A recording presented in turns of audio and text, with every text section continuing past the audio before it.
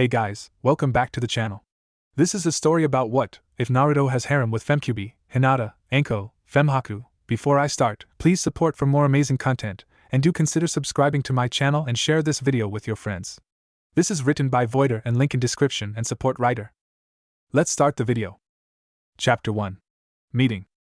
You fail. The verdict kept repeating over and over. Again, I failed again, thought Naruto bitterly. No matter how hard I train, I always fail.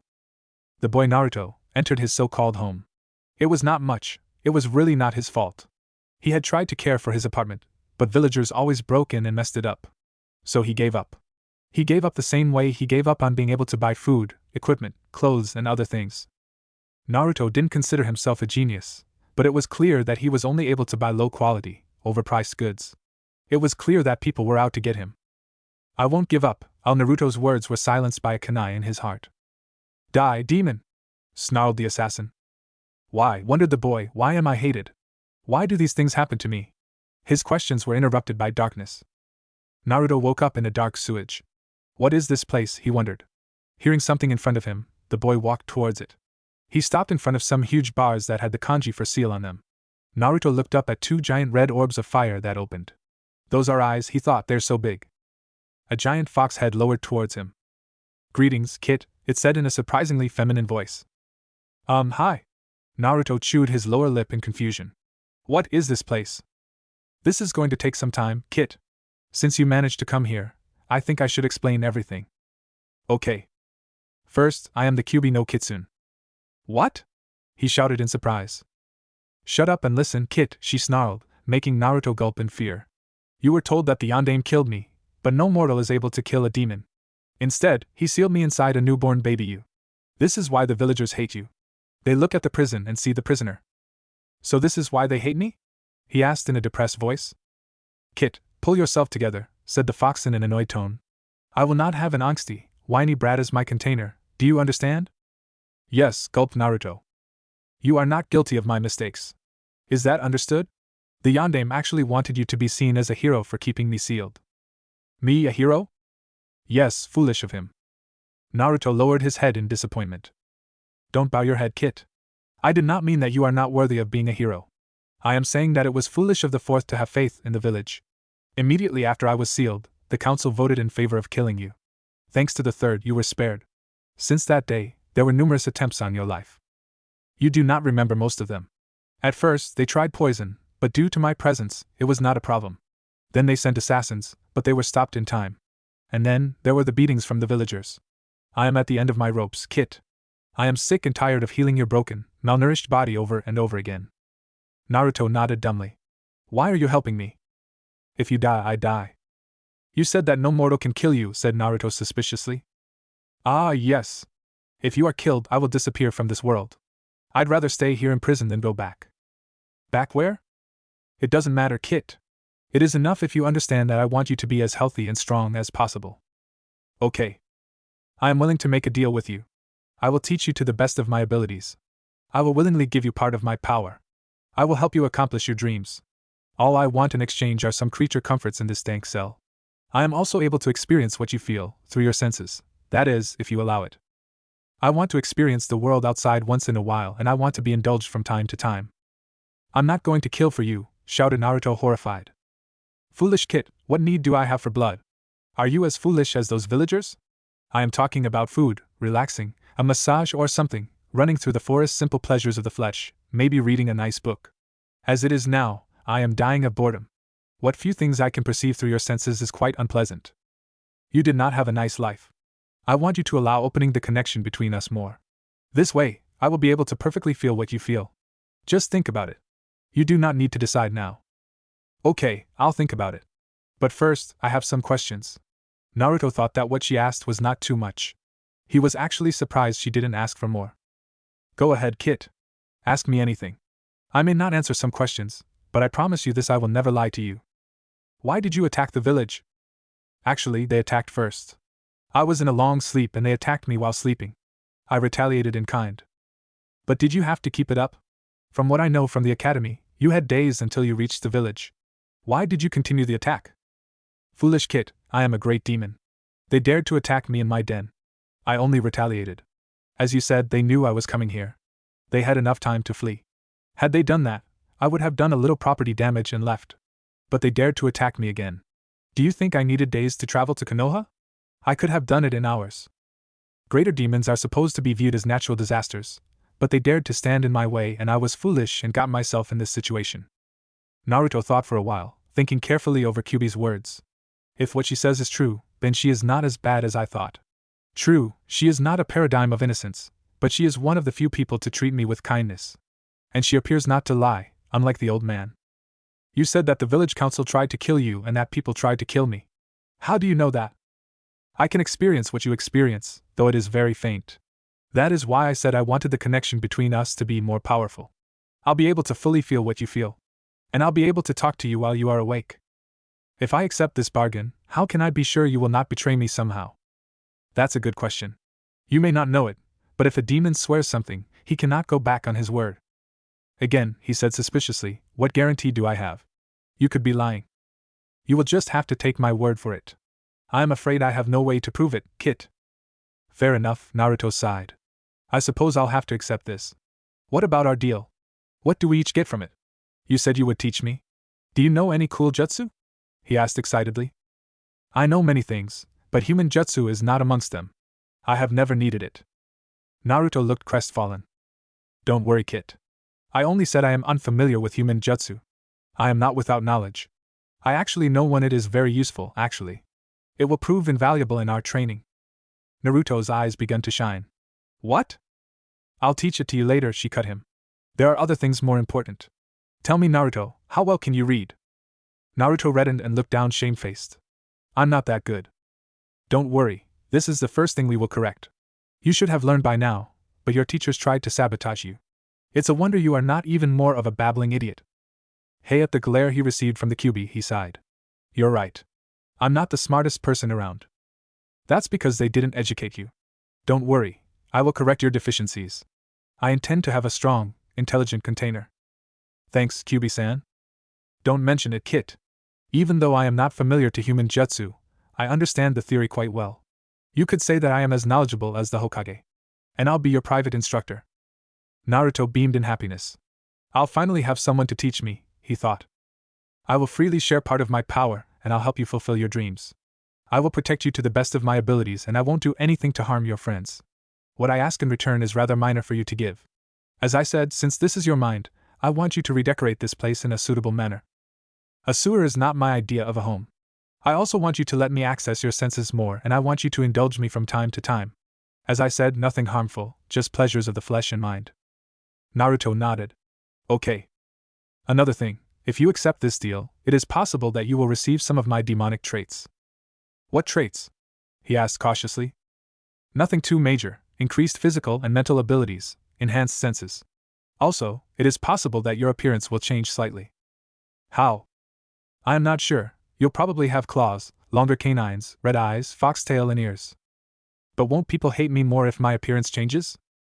They'll hate you no matter what. Think about the Inuzuka. They grow fangs and claws too. Is there anything wrong about it? Are they evil because of it? No, of course not. Are you going to become a bloodthirsty monster just because of a few physical changes? No. But they'll think. Who cares what they think? Interrupted Kyuubi. Should you really care what small-minded, bigoted people think? No, but... If you saw a child with claws, fangs and a tail, would you consider him a monster? Or would you treat him normally? Kyuubi left Naruto think for a few moments before continuing. You see, one day you'll find someone that will see you for yourself, that person will truly be your friend. They'll care for you even if you are different. Naruto nodded thoughtfully. She's right, he thought. Why should I care what those bastards think? So, you accept? Yes. Very well, we have a deal. One more thing, I would suggest keeping this secret as much as possible, even from the Hokage. Tell him as little as possible. Why is that, Kyuubi-san? He is the Hokage. I believe he has your best interest at heart, but his duty to the village comes first. If he thinks you are a danger because of me, I do not know what he will do. Okay, I'll trust you on this, Kyuubi-san. But if I change physically, he'll know something happened. Yes, eventually he'll figure it out, but not now. It will take some time until the change takes place. When that happens, tell him you met me and that you received the changes so that your body would be harder to harm. Naruto nodded. When you wake up, if you want to talk to me, Do not talk out loud. I will hear what you are thinking. If the villagers find out you are talking to me, who knows what they'll do? Naruto nodded again. He finally observed red chakra flowing towards him, through the water. What's this? Our deal, Kit. I am giving you a bit of my power, and you are opening your senses to me. Beside an increase in your physical abilities and chakra capacity, your senses will be a few times better. We're about done here. It's time to wake up. Naruto opened his eyes. Sitting in a chair beside the bed, the Hokage was looking tired. How long, old man? 3 days, Naruto. I'm sorry. You said the same thing last time? If there were something I could do, I would. Kit, I have an idea. Naruto looked blankly at the wall for a minute, listening to Kyuubi while ignoring the Hokage. Maybe there is, Naruto finally said. Oh? Did my mom have a house? Why do you ask, Naruto? I want a house. I want a home where I can make sure I won't be killed by assassins. It doesn't matter if it's half collapsed. I just want a place for myself. Sarutobi thought for a few seconds. I should have done this sooner, he thought. This is the least I could do. She did not, but if you want a house, it can be arranged. There is a property. It's a little out of the way and nobody lived there for more than 20 years. You'll have to work a bit if you want it livable. Thanks, old man. Anything else? No. Very well, Naruto. Wait a bit. I'll be back in 15 minutes. Half an hour later, they were in front of a house in the middle of the forest. The property is quite large. You even have a small lake. The house is not in such a good condition. Don't worry. It is perfect. Interrupted Naruto. Thanks, old man, said Naruto happily. The Hokage pulled a scroll and gave it to Naruto. Here, sign this. Naruto signed and started to give it back. Sarutobi shook his head. No. It's yours now. The scroll represents the deed for the house and property. He then gave a bag to Naruto. This is for the house. Repairing the house won't be cheap.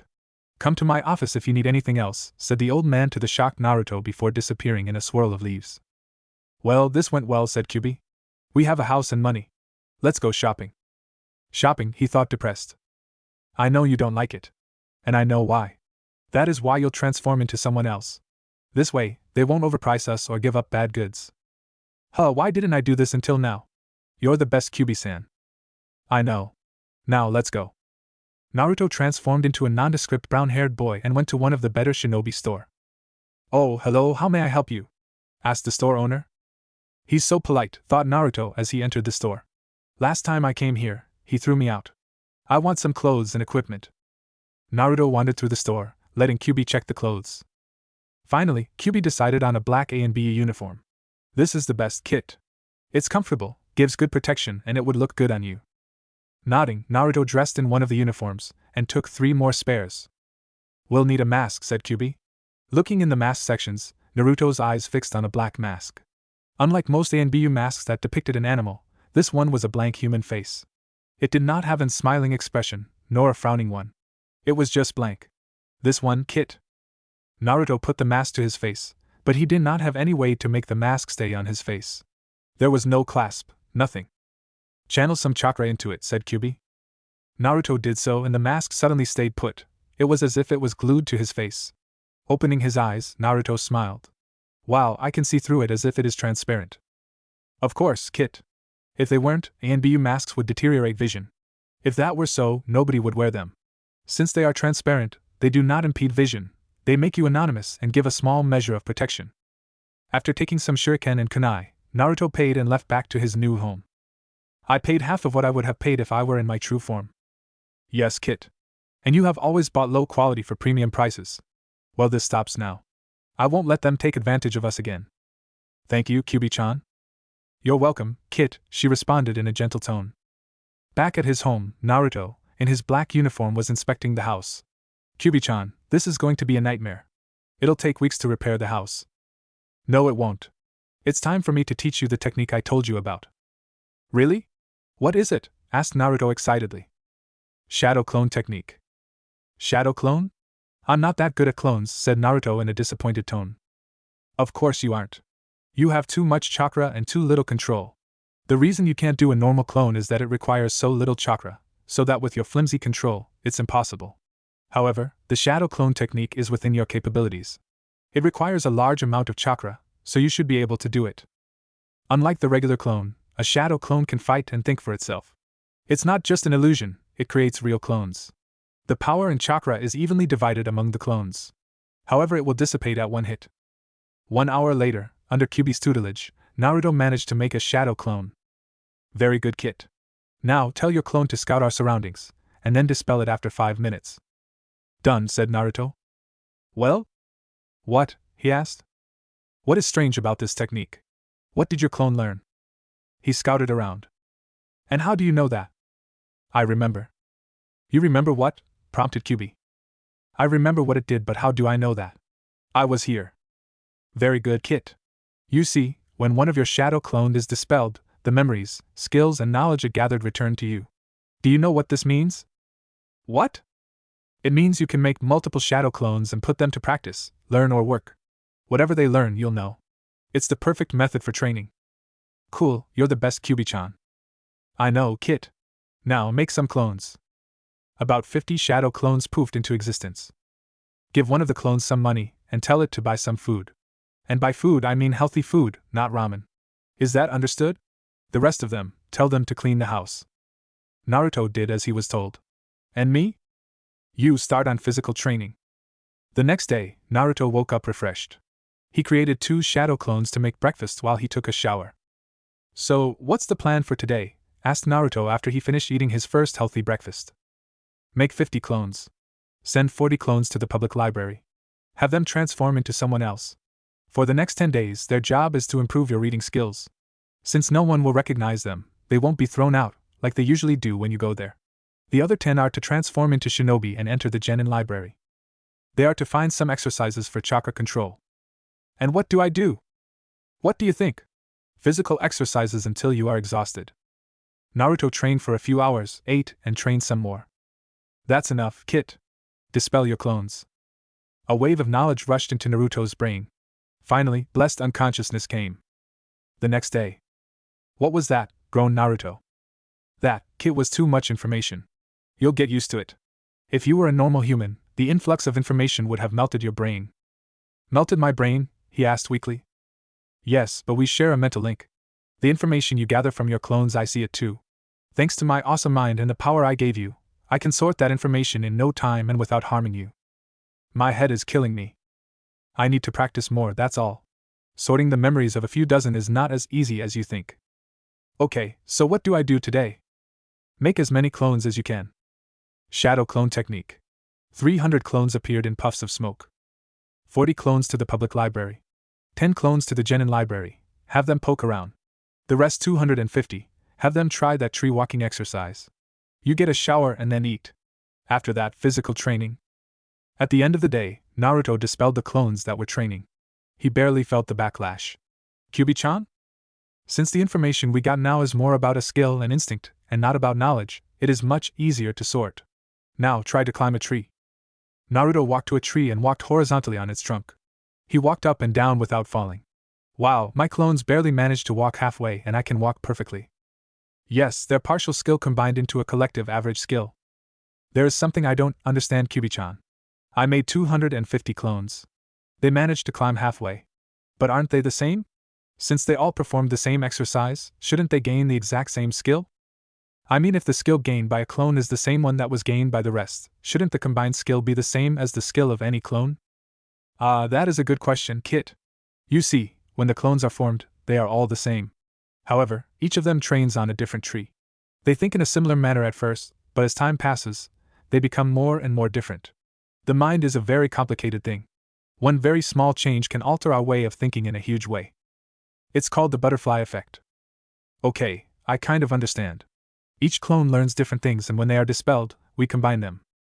Yes, also, do you know how you learn a skill like tree walking? Let's put it this way: you gather a lot of data about how much chakra you use and the way you use it in a certain case. Our mind takes all that data and creates rules. It is like a mathematic equation. The more data you have, the better. That is why it doesn't really matter if you are doing the same exercise. Do you understand? I think I do. Good, now let's eat before dispelling the clones from the libraries. What are we going to do today, Kyuubi-chan? Asked Naruto after he created 300 clones. 50 clones to the library, 100 clones for the tree walking exercise, the rest will do the water walking exercise. And you? Yes, I know. Physical exercises. What are we going to do today, Kyuubi-chan? Asked Naruto after he created 300 clones. 50 clones to the library, 50 clones for the tree walking exercise, 50 clones for the water walking exercise, and the rest will do the leaf floating exercise. And you? What are we going to do today, Kyuubi-chan? Asked Naruto after he created 300 clones. 50 clones to the library? The rest, chakra training. But I can already do that, Kyuubi-chan. Yes, I know, Kit. However, your chakra control still needs work. After you master these 3 exercises perfectly, we'll do something a little harder. 1 week later, Kyuubi pronounced Naruto as average on his reading skills. Create 400 clones, Kit. Naruto did as he was told and awaited further instructions. Now 50 clones to the public library. Again, he whined. I thought I was done with that. You thought wrong, Kit. Now, as I was saying, 50 clones to the public library. They are to read books that would help us if we wanted to take a job. For example, books on cooking, constructions, hunting, or any other job you can possibly think about. Okay. 50 clones are to go to the Genin library. They are to start reading. They'll start with the academy textbooks and the basics. The rest of the clones are to continue on their chakra control. However, this time we'll have a different exercise. Naruto nodded with determination. The first group will run from tree to tree, using their feet or hands to stick to the trees. At the same time, they are to do the leaf exercise. The second group is to run on the lake on their feet and hands while doing the leaf exercise. The third group is to use their chakra control to swim through the lake, without moving their hands and feet. 1 week later. Okay, Kit, today I am going to teach you a new technique, solid shadow clone. With this, you'll be able to make a clone that can absorb a little damage. It is much more resistant than the normal shadow clone, but it consumes more chakra. Cool. Kyuubi-chan? I wanted to ask you, why do you know this technique? Well, you know about summoning, don't you? Yes, he responded perplexed. Well, when you summon something, you give your chakra to make a shadow clone from the summoned animal. He provides the consciousness, but you provide the chakra. Similar to a solid clone, a summoning can take a bit of damage, depending on how much chakra you pushed in the clone or summoning. I see. But why are you teaching me this now? 2 reasons. First, it's good for combat. Second, I want you to create a few solid clones, transform them, and get them to take a job. Job? What kind of job? Any job. Many jobs. Why? First reason, to earn money, we aren't exactly rich. Second reason, to gain civilian skills. And third, to gather information. They'll find out things that may be common knowledge, but we don't know, things that are known by relatively few people, or secrets known by only a few. Chapter 2. Love. 1 week after Naruto learned the solid clone technique, Kyuubi decided that it was finally time for Naruto to start working. Create 1000 shadow clones. Kyuubi waited for the puffs of smoke to disappear. Good, now 300 will do chakra exercises. We'll add something harder, have them use their whole bodies for it. What do you mean, Kyuubi-chan? For example, instead of water walking using your feet and hands, do it using only the fingertips or even only one finger. Also, try to use the same technique using other parts of the body, like floating on your back or knees. The same thing for the tree walking exercise, use other parts of your body to stick to the tree. Naruto nodded in determination. Next, 200 clones are to start practicing throwing kunai and shuriken. Do that while standing in one place and while moving and running. When you are in a fight, you can't afford to take aim carefully. You must be ready to throw them while moving. Later, after you become proficient in this skill, we'll use clones to practice against each other. I understand. Next, 100 clones are to go to the libraries. Read anything of interest. I want you to pay special attention to anything about the human anatomy and medical scrolls. Okay, what about the rest? They are to practice transformation, replacement, normal clones, and shadow clone techniques. But I already know them. I know, Kit. But I want you to master them completely. I want you to be able to do them silently, without using seals, without making puffs of smoke, and without wasting any chakra. Now, tell me what advantages you'll get from this. Naruto thought for a few moments. If I master a technique completely, I'll use less chakra, I'll be able to do it faster, and it'll be more powerful. This means I'll be able to do more techniques in battle. Mastering the transformation technique will help me in infiltration missions. Mastering replacement technique would help a lot in battle. If I am in danger or I can't use my hands to use seals, I'll be able to escape. Mastering the clones techniques will allow me to make more clones, and I'll be able to take my enemies by surprise if there are no puffs of smoke to give them away. Very good, Kit. Next, you'll create 100 solid clones. Their mission is to get a job. They will transform into different people, male and female, and get any job they can find. Remember, this is an infiltration mission. That means you will not reveal your true identity. You will construct a persona and delve into it. That means you not start spewing what you're thinking. You'll learn to keep your mouth shut. That especially means that you will under no circumstance start bragging about being the next Hokage or telling them your true identity. Is that understood? Yes, Kyuubi-chan. The next day, Naruto sent his 1,000 clones to their practice. Let's see what we have with our jobs, said Kyuubi. I have 3 clones that were hired as hunters. I have another 3 that work as medicinal herbs gatherers. 5 are working on a farm. 10 are working on a construction site. 4 are working as janitors. 1 is working at the onsen. 3 are working as waitresses, 6 on some stores, 9 that are actually working as apprentices, and another 9 are doing some odd jobs. In total, that makes 53 jobs. I must say I am impressed, Kit. Well, it wasn't that hard.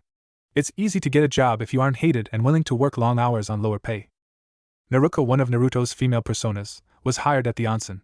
Since her boss found out she had a great deal of medical knowledge, at least in theory, the boss decided to train her in the art of massage. Naruko gladly accepted. She made a mental note for the library clones to search for books on the subject the next day. She hit the jackpot. They found quite a few books and scrolls, some of them very good. Naruto had practiced at home, by creating a few hundred clones, separating them in 2 and having them practice on each other. Needless to say, Naruko gathered a few years of experience in only a few days. Coupled to the increasing theoretical knowledge from the clones that visited the library, or the geeks as Kyuubi called them, and the advice from her boss, Naruko became one of the best masseurs in only a few days. Naruko walked in her private room to see that her next client was Hinata. Oh, hi Hinata-chan. Hinata was Naruko's very first customer. She was also one of the few children that had been kind to Naruto at the academy. She was a shy girl, but very kind and sweet. Naruto liked her. The only thing that bothered Naruto, and Naruko, was that Hinata was even shyer around him than other people. Strangely, the girl behaved around Naruko the master, the same way she behaved around Naruto. Hi Naruko-chan, she stammered. Naruko wondered if there was any way for Hinata to get over her shyness, stammering, and lack of confidence. Naruko vowed to herself that she would find a way to help Hinata. When the new year of academy would start, Naruto would be placed in the same class with Hinata. Perhaps Naruto could befriend the girl and help her. How was your training? Fine.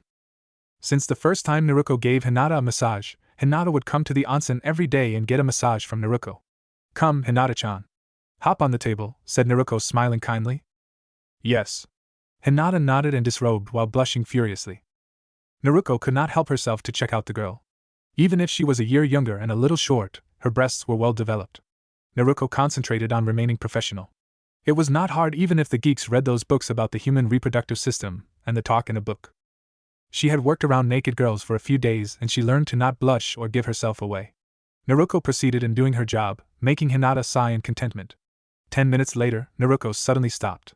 Say, Hinata-chan, I've been reading on a new type of massage. Since you are my most faithful customer, would you like to be my first? Sure, Naruko-chan, I'd like that. Hinata was so relaxed that she didn't stutter even once. Naruko smiled, gathered chakra in her hands, making them glow a pale pink, and continued to massage Hinata's back. Hinata began to breathe faster. Are you all right, Hinata-chan? Do you want me to stop? No. Don't stop.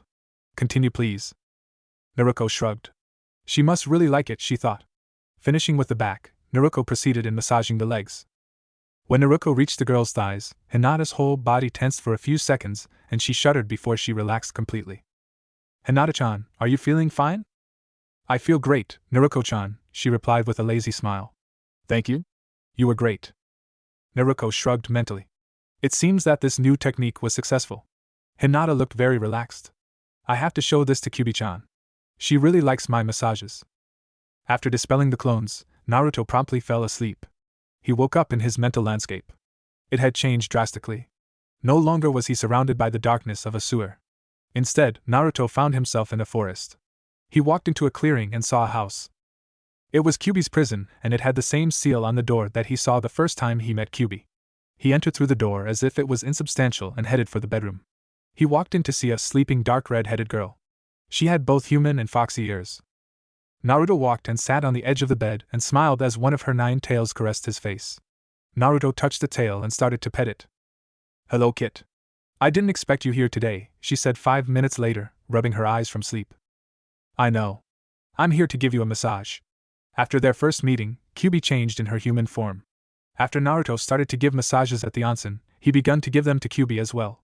He did that every time he entered the mental landscape. Oh? Yeah, Hinata seemed to really like my technique. I thought you might like to try it. Kit, you really have a huge blind spot when it comes to girls. And you even read all about it. It looks like you need some practical lessons, she said with a strange smile. What do you mean? I'll explain later. Kyuubi disrobed and motioned Naruto to start. Naruto smiled and ran his hands through Kyuubi's tails. He then started to rub her back, and Kyuubi smiled in contentment. Naruto began to channel chakra in his hands. How does it feel? He asked. It feels great, she responded, struggling to keep her body under control. In only a few minutes she shuddered and moaned her release. Unlike Hinata, who had her panties and a towel on her rear, Kyuubi was completely naked. What did just happen? He stammered. Naruto had tried to block it from his mind, but even he realized that his ministrations resulted in something. That, my dear Naruto-kun, she said in a husky tone, was an orgasm. Orgasm? He squeaked. Yes. Turning around, Kyuubi grasped Naruto's shoulders and pulled him to her, and gave him a long kiss.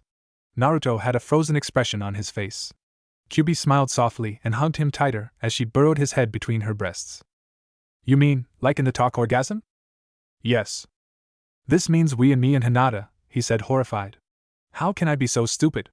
I'm really sorry. Sorry for what? I really enjoyed it. And I'm sure Hinata enjoyed it as much as I did. Kyuubi rubbed his back, trying to comfort him. Kyuubi grasped his chin and gave him another long kiss. They rolled over and she smiled seductively. She started disrobing him. Wait. We can't? Why? I'm 13. So what? Aren't I too young? Kyuubi pushed her hands inside his boxers. It seems you aren't, she grinned. But. No buts, Naruto-kun. You gave me pleasure, now it's my time to return the favor. The next day, a smiling Naruto woke up. He and Kyuubi had returned the favor for hours. Naruto was grinning so much that he felt that nothing could dampen his spirits. For the first time he was happy. He had a good teacher, a person he cared for. Unlike the fake smile he put around the villagers and even the Hokage to hide his true feelings, Naruto truly felt happy, from the bottom of his soul. He walked in the bathroom and froze in front of the mirror. His once blue eyes had turned into red slitted ones. Are you okay, Naruto-kun? Asked Kyuubi worriedly. Yes. I'm fine. You're not upset? No, why should I be? Your eyes are beautiful, they are the same as yours and I really like them. Really? She asked surprised. I thought you'd be upset. A few weeks ago, I would have been. But now, I am glad for them, because they are your eyes. If you keep this up, Naruto-kun, I'll start blushing. After what we did last night, I don't think there is anything that can make you, or me for that matter, blush. Is that so? Well, I am sure I'll find something, teased Kyuubi. As Kyuubi promised, Kyuubi found something to tease him with. That was Ika Paradise. Naruto was staying under a tree, reading the perverted book.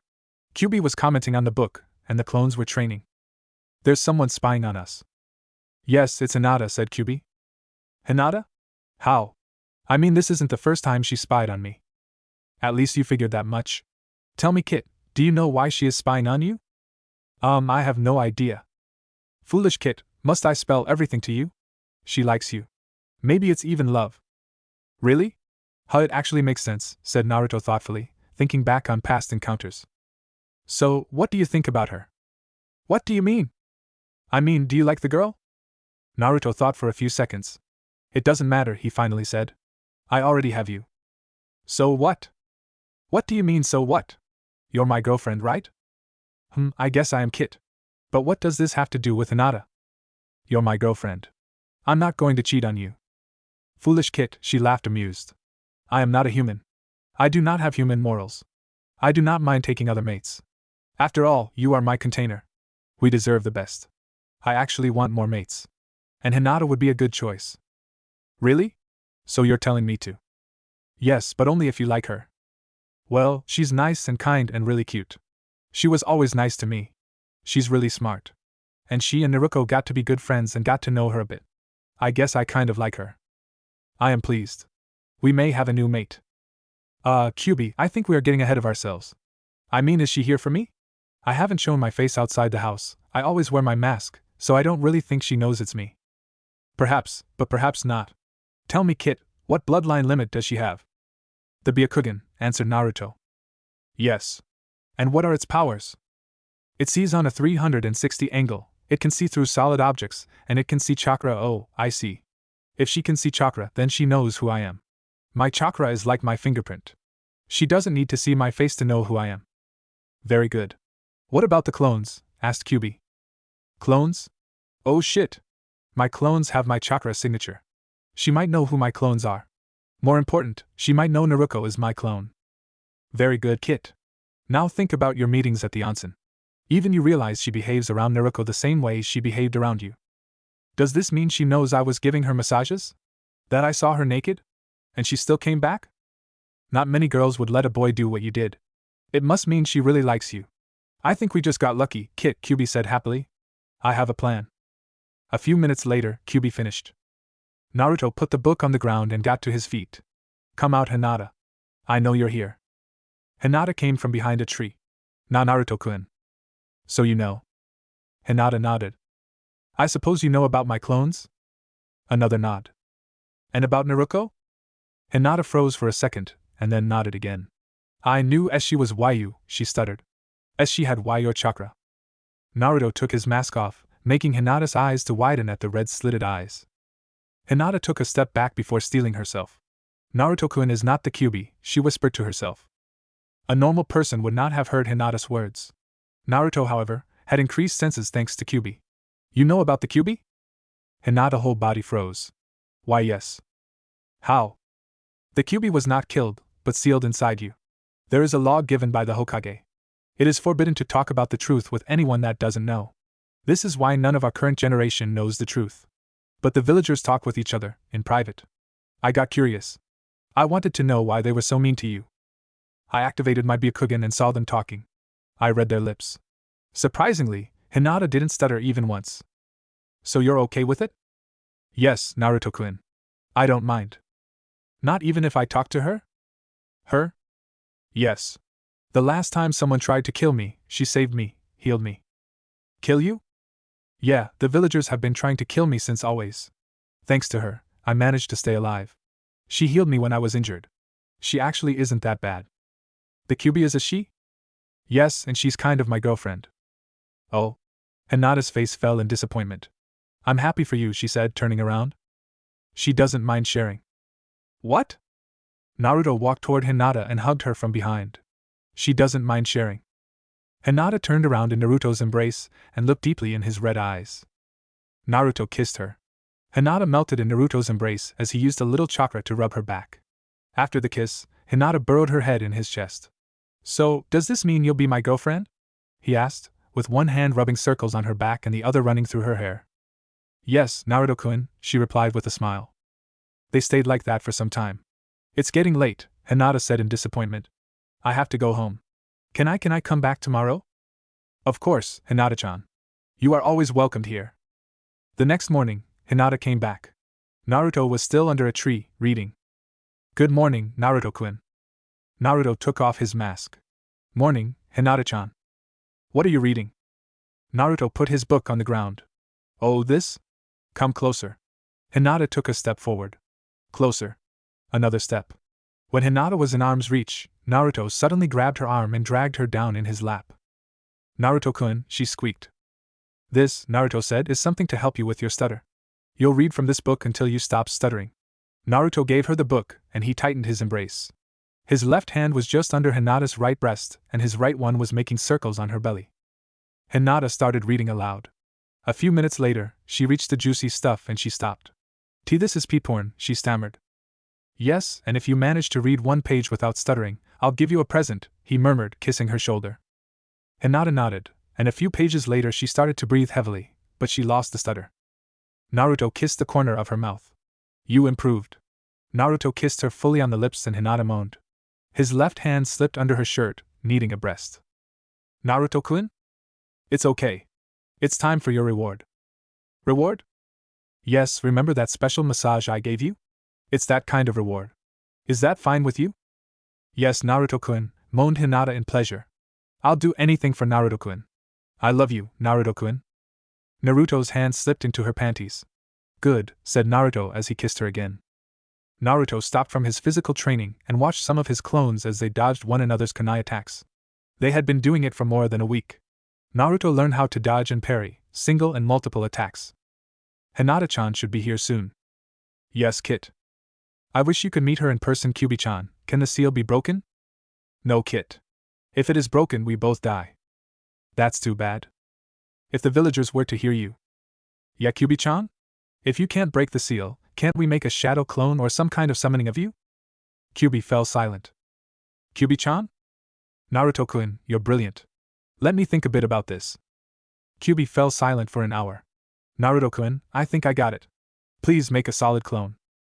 Naruto did as he was told, but instead of a clone of himself, Kyuubi stood in front of him. Did it work? He thought to Kyuubi. Yes, responded the clone. How did you know what I mentally asked? My clones don't know what the original thinks. And I talked to the original you from the seal. But that is because you are a human and I am not. It is called multitasking. My mind is so powerful that I can control more than one clone, directly. That is why, when you are talking to the clone me, you are talking at the same time with the me in the seal. We are one entity. Unlike your clones that think for as individuals, I can make my clones be one entity with me. Oh, that's really cool, Kyuubi-chan. I'm glad you can have your own body. Kyuubi smiled, kissed Naruto and embraced him deeply. I couldn't have done it without you. Naruto opened his mouth to protest the praise, but was interrupted. It's true. You gave me the idea and you allowed me to get out. Allowed you? Yes, Naruto-kun. I can only do this because you allowed me to get out. Had you fought against me having the clone, I couldn't have done it. Naruto the waitress smiled at Anko. Having 50 spies in the village made hearing gossip and rumors very easy. From what Naruto picked up, Anko was the former apprentice of the traitor Orochimaru. Apparently, she was in a similar situation with Naruto. She was hated and despised by most of the village for something that was outside her power. The difference was that Anko was able to protect herself. There were many mutterings behind her back, but only when she was not present. After all, it was rumored that Anko was less than stable, something that Anko seems to encourage. Anko was a regular and a dango addict. Her coworkers were not comfortable around Anko. When they discovered that Naruto had no problem serving her, she was designated more or less as Anko's private waitress. In just a short time, they became friends. Naruto and Kyuubi decided that Anko was the best choice for a sensei. Naruto really needed a teacher. Kyuubi could do a lot of things, but one of the best things she could do was to delegate and find new talent. Kyuubi in particular liked the woman. She thought Anko would make a great teacher. Soon Naruto would approach her, but first, Naruto would have to do a bit of groundwork. Naruto put the sticks of dango in front of Anko, jumped into her lap and hugged her. You seem upset, Anko-chan. Hard day? Yeah, bloody civilians. Naruto started to rub the woman's back. This feels great, she groaned. Feel better? Asked Naruto a few minutes later. Yeah, thanks. This is nothing. You should go see my sister. Just tell her I sent you. For my special friends, she gives a discount and a special service, said Naruto. I think I'll go. Thanks. Chapter 3. Meeting. Hinata approached Naruto's home. Her family had lost interest in her training. As such, she was mostly free to train herself and leave her home at will, as long as she returned home on time. She watched the hundreds of clones as they practiced. They were all running around throwing kunai and shurikens at one another. Some of them were jumping around in the trees, some of them were running on the water, some were running on the ground, and some were doing all three. Hinata watched awestruck as they threw weapons at one another. Most of the weapons were dodged. Some were parried. And some were using the substitution technique to escape. Hinata was impressed. Being able to do ninjutsu without seals was quite a feat. Even the simplest techniques required years of practice. True, the substitution technique was one of the most basic ninjutsu. However, Hinata did not know of anyone who was able to do it. It was quite impressive for an academy student. It was almost as impressive as having hundreds of clones training. Hinata entered the clearing where the true Naruto was. Unlike his clones, he was training only his body. She smiled in happiness. Her smile, however, was cut short. Watching Naruto under a tree was a girl. She looked 16 years old, and had dark red hair. For a moment she thought she was one of Naruto's clones in female form. The girl sensed Hinata and looked at the newcomer. Hinata gasped at the eyes. They were the same as Naruto's red-slit eyes. Somehow Hinata did not think that the girl was Naruto. She had watched many of Naruto's clones. They had different age, gender, height, face, and they all had something in common, besides the chakra signature. The girl was different. For a moment she thought about activating her bloodline, but discarded the idea. It would not be polite. Hi, Hinata-chan, said Naruto. Greetings, Hinata-chan, said the girl. Hinata drew a deep breath to calm herself. Hello, Naruto-kun. She glanced at the girl. If she wasn't Naruto, then there was only one other option. She was the Kyuubi. Naruto appeared a little nervous. This is Kyuubi, he said, motioning at his companion. Hinata smiled nervously. Nice to meet you, Kyuubi-san. Kyuubi nodded, acknowledging the greeting and approaching the girl. Naruto, why don't you continue with your training? Hinata and I have some things to discuss, girl stuff. Okay, he said cautiously. Have fun. Kyuubi nodded and motioned to the girl to follow her. Hinata did as she was told and followed Kyuubi in the house. Kyuubi motioned to Hinata to sit. As soon as Hinata sat on a couch, another Kyuubi entered the room. Tea? She asked. Yes, thank you, replied Hinata. Shadow clone, explained Kyuubi, seeing that Hinata was a little confused. After they drank the tea, Kyuubi sighed. I guess you are a little uncomfortable. Hinata wanted to deny it, but shrugged. A little, she admitted. About me being the Kyuubi or me being Naruto's mate?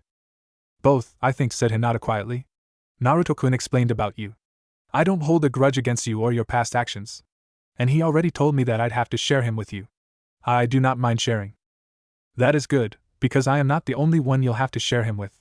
I did not tell Naruto about this. But a side effect of our bond is that he inherited some of my demonic instincts. One of them is the urge to mate. For now, the instinct is almost non-existent. In the future, however, this will change. His instincts will tell him to take more than one mate. It is the way of my kind. He could suppress those instincts, but he would be much happier and healthier if he did not. I understand, Kyuubi-san. I will not stand in the way of his happiness, said Hinata with determination. Good. And I'd like you to call me Kyuubi-chan, like Naruto. Hinata nodded and smiled shyly. Now that we got that out of the way, we need to talk about your training. Training, Kyuubi-chan? Kyuubi nodded. I am training Naruto. As my container, he is in great danger from both outside and inside the village. You as one of his mates are in the same danger. You must be able to protect yourself. Hinata looked down in shame. I am weak. Yes, you are. But you are still in the academy, and we will change that in no time. In any case, you are not as unskilled as you think. After all, you can't expect anything else. Your clan barely trains you. Instead of teaching you, they destroy your self-esteem and insult you. How did you know? What Naruto knows, I know. You told Naruto that your clan doesn't like you that much. But I didn't tell him anything else. Yes, but we have a lot of clones in the village. We got curious about you and we did our research. We found out some things about your clan and you in particular. Kyuubi got up and went next to Hinata, sat down and took her in her lap. It is hard to get strong when you have no reason and motivation. But that's fine. You got me and Naruto now. We'll help you. We'll help each other. Hinata felt better. For the first time since her mother died, she had someone that cared for her, even if one of them was a demon and the other the demon's container. We are trying to get a sensei. Until that happens, you and Naruto will spar together. His taijutsu skills are abysmal, but his stamina and recovery rate is excellent. With me? Yes, since Naruto is very good at creating clones, he will need to learn a style that concentrates less on strength and more on speed and accuracy. As such, I insist on your help. Some of your family style moves are much better suited than what little he learned from the academy. Of course, it is not the best choice as he lacks your bloodline limit, but it will help considerably. Naruto will learn a better style, and you'll get some practice. Is that fine with you? Of course, I'll do anything to help Naruto-kun. Half an hour later, Hinata and Naruto were preparing to fight each other. Go ahead, guys. Let's see what you got. 5 minutes later, Kyuubi interrupted the match. Stop. Naruto, this isn't a brawl. Use more of your speed. Try to dodge. I don't want to hurt her, replied Naruto. She'll heal. Better a little bruised now than dead later. In any case, you're too slow to hurt her, said Kyuubi. Hinata, use your Byakugan and the gentle fist. Both of you are holding back. You know how it is, no pain, no gain. But if I do, I'll seal his Tenketsu points, said Hinata. I don't want to hurt Naruto-kun. Kyuubi frowned at the answer. Let's try a little experiment. Hinata, seal one of Naruto's Tenketsu. Seeing that Hinata looked doubtful, Naruto smiled warmly at Hinata. Don't worry, Hinata-chan. I heal pretty fast. I'll be fine. Don't worry. Trust me. Hinata nodded and did as she was told. She activated her bloodline and her hand flashed forward. Naruto's left hand fell limp. That's interesting, said Kyuubi. Let's see. Hinata gasped as the sealed Tenketsu point glowed red for a second. Naruto lifted his arm as if it was normal. How? It takes hours to recover from a gentle fist strike. That would be true if Naruto were a normal person. But he isn't. Because I am sealed inside his body, he heals much faster. However, this is not why he recovered so fast. Since I can influence his body, I push some of my own chakra in his sealed tenketsu. This means you can practice on Naruto without worrying about hurting him. He is the perfect practice dummy for you. Naruto didn't seem to appreciate being called a practice dummy, but kept quiet. Okay, you two. Start practicing and don't hold back. Hinata, as I said, you can't harm Naruto. And Naruto, you are too slow for Hinata. This means you can both go all out without worrying. At the moment, you are the perfect sparring partners. Hinata and Naruto nodded seriously and launched themselves at each other. A few hours later, Kyuubi interrupted Hinata and Naruto's sparring for the last time.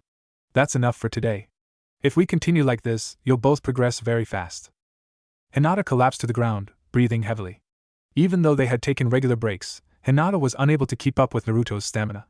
Hinata also had a much smaller chakra capacity.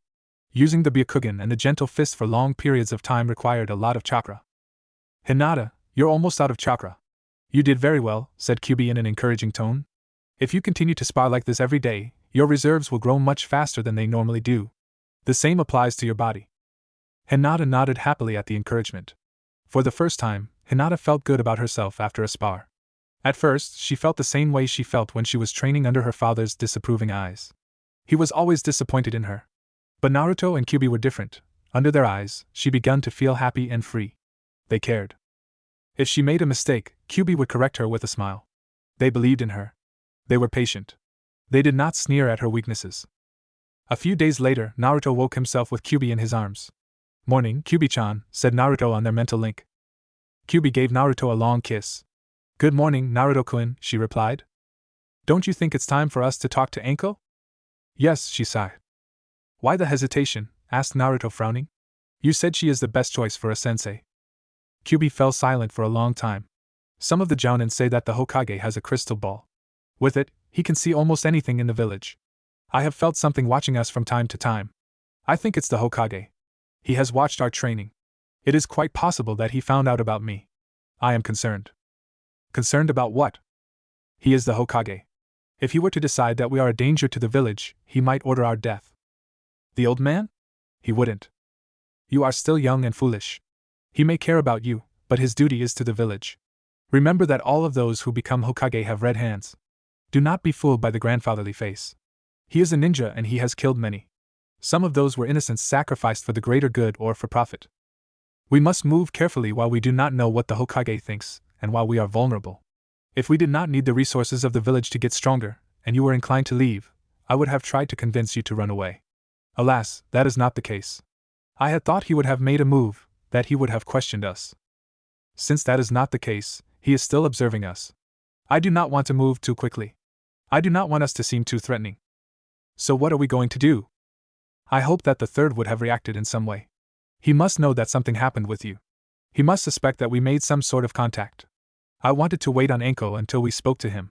Since he didn't, I conclude that he is not too concerned.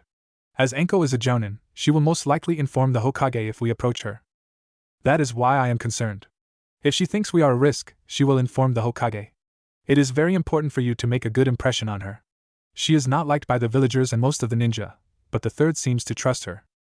Her opinion will carry a lot, and if he doesn't talk to us first, she'll be the best source of information for the Hokage. It is very important for her to think well of us. Kyuubi, are you sure about this? Asked Naruto. This was a special day. As such, the true Naruto transformed in Naruto and went to her daily job at the onsen. Yes, I am quite sure. But you said we should be careful about approaching her. This isn't careful. She is going to hurt me. This isn't a good plan. Kyuubi rolled her metaphoric eyes. Don't worry, Naruto-chan. I have everything planned out. Later that day, Naruto's next client came. Anko-chan, it is good to see you. Lately you come by every day. You must be very stressed out. Anko grinned seductively. I just love your touch, she said, advancing towards Naruto. 2 steps away from Naruto, she threw her bathrobe away. Like what you see? She asked in a breathy voice. Of course, Anko-chan. You are very beautiful, Naruto replied, taking in the naked sight. Damn, you're no fun, Naruto-chan. At first you were unable to look at me without blushing, and now damn. Teasing you was the most fun I had. But now you don't even blink, she pouted. Am I losing my touch? Of course not, Anko-chan. I just got used to you. Don't worry. Now sit. Anko nodded and lied down on the table. Naruto proceeded with her job, making Anko groan. You know, this is great. You're the next best thing to Dango. You mean food is better than me? I'm disappointed, Anko-chan. Let me show you something. I'll prove I'm the best. Naruto's hands began to glow pink, and she started to gently rub Anko's back. Oh gods, moaned Anko. Minutes later, Anko was a puddle of quivering flesh. So, am I better than Dango? Asked Naruto. Yes, you are. That was incredible. I know. My girlfriend has the same opinion. Your girlfriend? Won't she be upset about this? No, she's okay with sharing. Huh. So, who is she? Do I know the lucky girl? I doubt it. She's an academy student. I don't think you ever met her. Your girlfriend is in the academy? Aren't you a little old for that? Not at all. I'm just a year older than her. I'll be in the same class with her this year. Anko turned her head towards Naruto and frowned in suspicion. You can't be that young. You are at least 16. Ah well, Naruto smiled nervously. I'm kind of disguised. Anko sat up and peered closely at Naruto. You aren't under a transformation technique. Not exactly, replied Naruto. Naruto was never good at ninjutsu. Before he met Kyuubi, he was never able to do a normal clone. That was because it required too little chakra and too much control. The same thing could have been said about the transformation technique. It was more of a genjutsu than a ninjutsu. However, Naruto was unaware of the distinction. He thought that he could actually physically transform in a different being or object.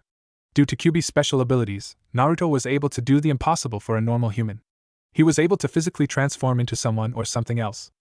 The only technique he was able to do was the replacement, since it did not require precise chakra control. Of course, that all changed after he met Kyuubi. Thanks to her, Naruto was able to read and understand the theory behind the techniques. He was also able to learn chakra control to perform the transformation and clone techniques as they were taught in the academy. Anko peered closer at Naruto. Suddenly, she touched Naruto's breasts. They are real. This isn't an illusion. You can't be a young academy girl. Naruto smiled inwardly. I'm not. You just said you were, said Anko with narrowed eyes. I am an academy student. Gods. I hope she won't kill me, thought Naruto. That's what I said. No, you didn't, replied Naruto nervously. Anko narrowed her eyes, thinking for a long minute. I said girl? You said student. Are you saying you aren't a girl? Yes? That can't be. Anko opened Naruto's shirt and took off the bra and stared at the breasts. Those are real, she declared. Naruto, are you making fun of me? She asked dangerously. No, Anko-chan. This is my female form. Female form? Does this mean you have a male form? Yes. I don't believe that. Show me, she ordered. Naruto nodded. Suddenly, instead of a girl, a boy was in front of Anko. Hi, I'm Uzumaki Naruto. Anko's eyes bulged out. She started to touch him. This can't be. You are a boy. Anko brought her hands together. Kai. Nothing happened. It isn't a genjutsu. You really are a boy. Yeah, responded the blonde blue-eyed boy. In the weeks following Naruto's meeting with Kyuubi, Naruto had grown considerably. He was no longer a little runt. Thanks to eating healthy and not starving, coupled to the new connection with Kyuubi, Naruto grew to a height normal to his age group. Wait a minute. If you are a boy, you've seen me naked. Shit, thought Naruto. She's going to kill me now. Calm down, Naruto. I told you I planned this. Trust me, said Kyuubi. Yeah. Sorry about that. Anko remained silent for a few long moments, and then she grinned wickedly. Well, so young and such a pervert. Did you enjoy staring at naked girls? Did you enjoy rubbing your hands on their hot naked bodies? That's not why I did this. Unconsciously, Naruto's eyes glanced on Anko's full breasts. That doesn't mean you didn't enjoy it. Anko took Naruto in her arms, placing his head between her breasts. Does it? Sorry. Wow, you're so cute when you're embarrassed. You're not mad? Asked the shocked Naruto. Nah, actually this is quite amusing, laughed Anko. I didn't have this much fun in years. Anko sat on the table with Naruto in her lap. So, why did you do all this? Wait a minute. I know about you. You don't have any relatives, but that girl from the dango shop said she's your sister. It's a long story. I have all the time in the world, Naruto-chan, she laughed. Well, most people hate me for some reason. In the academy, the teacher refused to teach me. I learned how to read on my own, but I was not that good since I had to pick up the skill on my own, without reading materials. Most stores don't sell me things, so I couldn't even buy a book. Because the teachers didn't like me, they sabotaged me and tried to teach me as little as possible.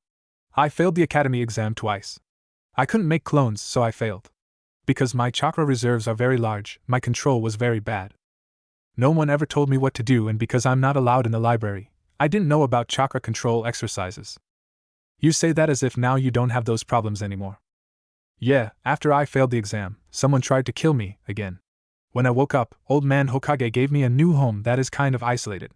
I learned the shadow clone technique from a friend and got some advice. After that day, my life changed. You learned how to make shadow clones? Yeah. Since I have a lot of chakra, I can make a lot of them. It also seems that my transformation technique is a little special. I use transformed clones to enter in the libraries. That's how I found out about chakra control exercises. I used my shadow clones to train. If my clones learn something, the knowledge is transferred to me after they are dispelled. After that, I continued to use my clones to train, learn, and read books. I learned how to read, and my chakra control is very good now. I also practiced until I managed to do replacement, clones, and transformation without seals. Without seals? That's quite impressive. What about your sister? I kind of needed some money, so I made some clones and put them to work. I see. So, are you a clone? Not today. I'm the real me. That can't be. I've seen her, and you get hit. A shadow clone dies if it receives a hit. Yeah, but the clones that work are special. They are solid clones. I made a few changes to the technique. If you reinforce it by putting more chakra in a shadow clone, you can make them a lot more powerful. They can take a few hits before they die. So you mean you have your disguised clones running around the village? Anko laughed. Yeah, I got a few dozens. I need the money, and learning a civilian skill is nothing to sneeze at. As a ninja, I might need to pretend I am a civilian. I see, so who is that friend that showed you the shadow clone technique? I'm sorry, Anko-chan. I promised I'd keep the name secret. That's okay. You say that the academy teachers never teach you anything? Yeah, unless insults and punishments are meant to teach me something. I see, so why did you tell me all this? I know that the villager hate you almost as much as they hate me.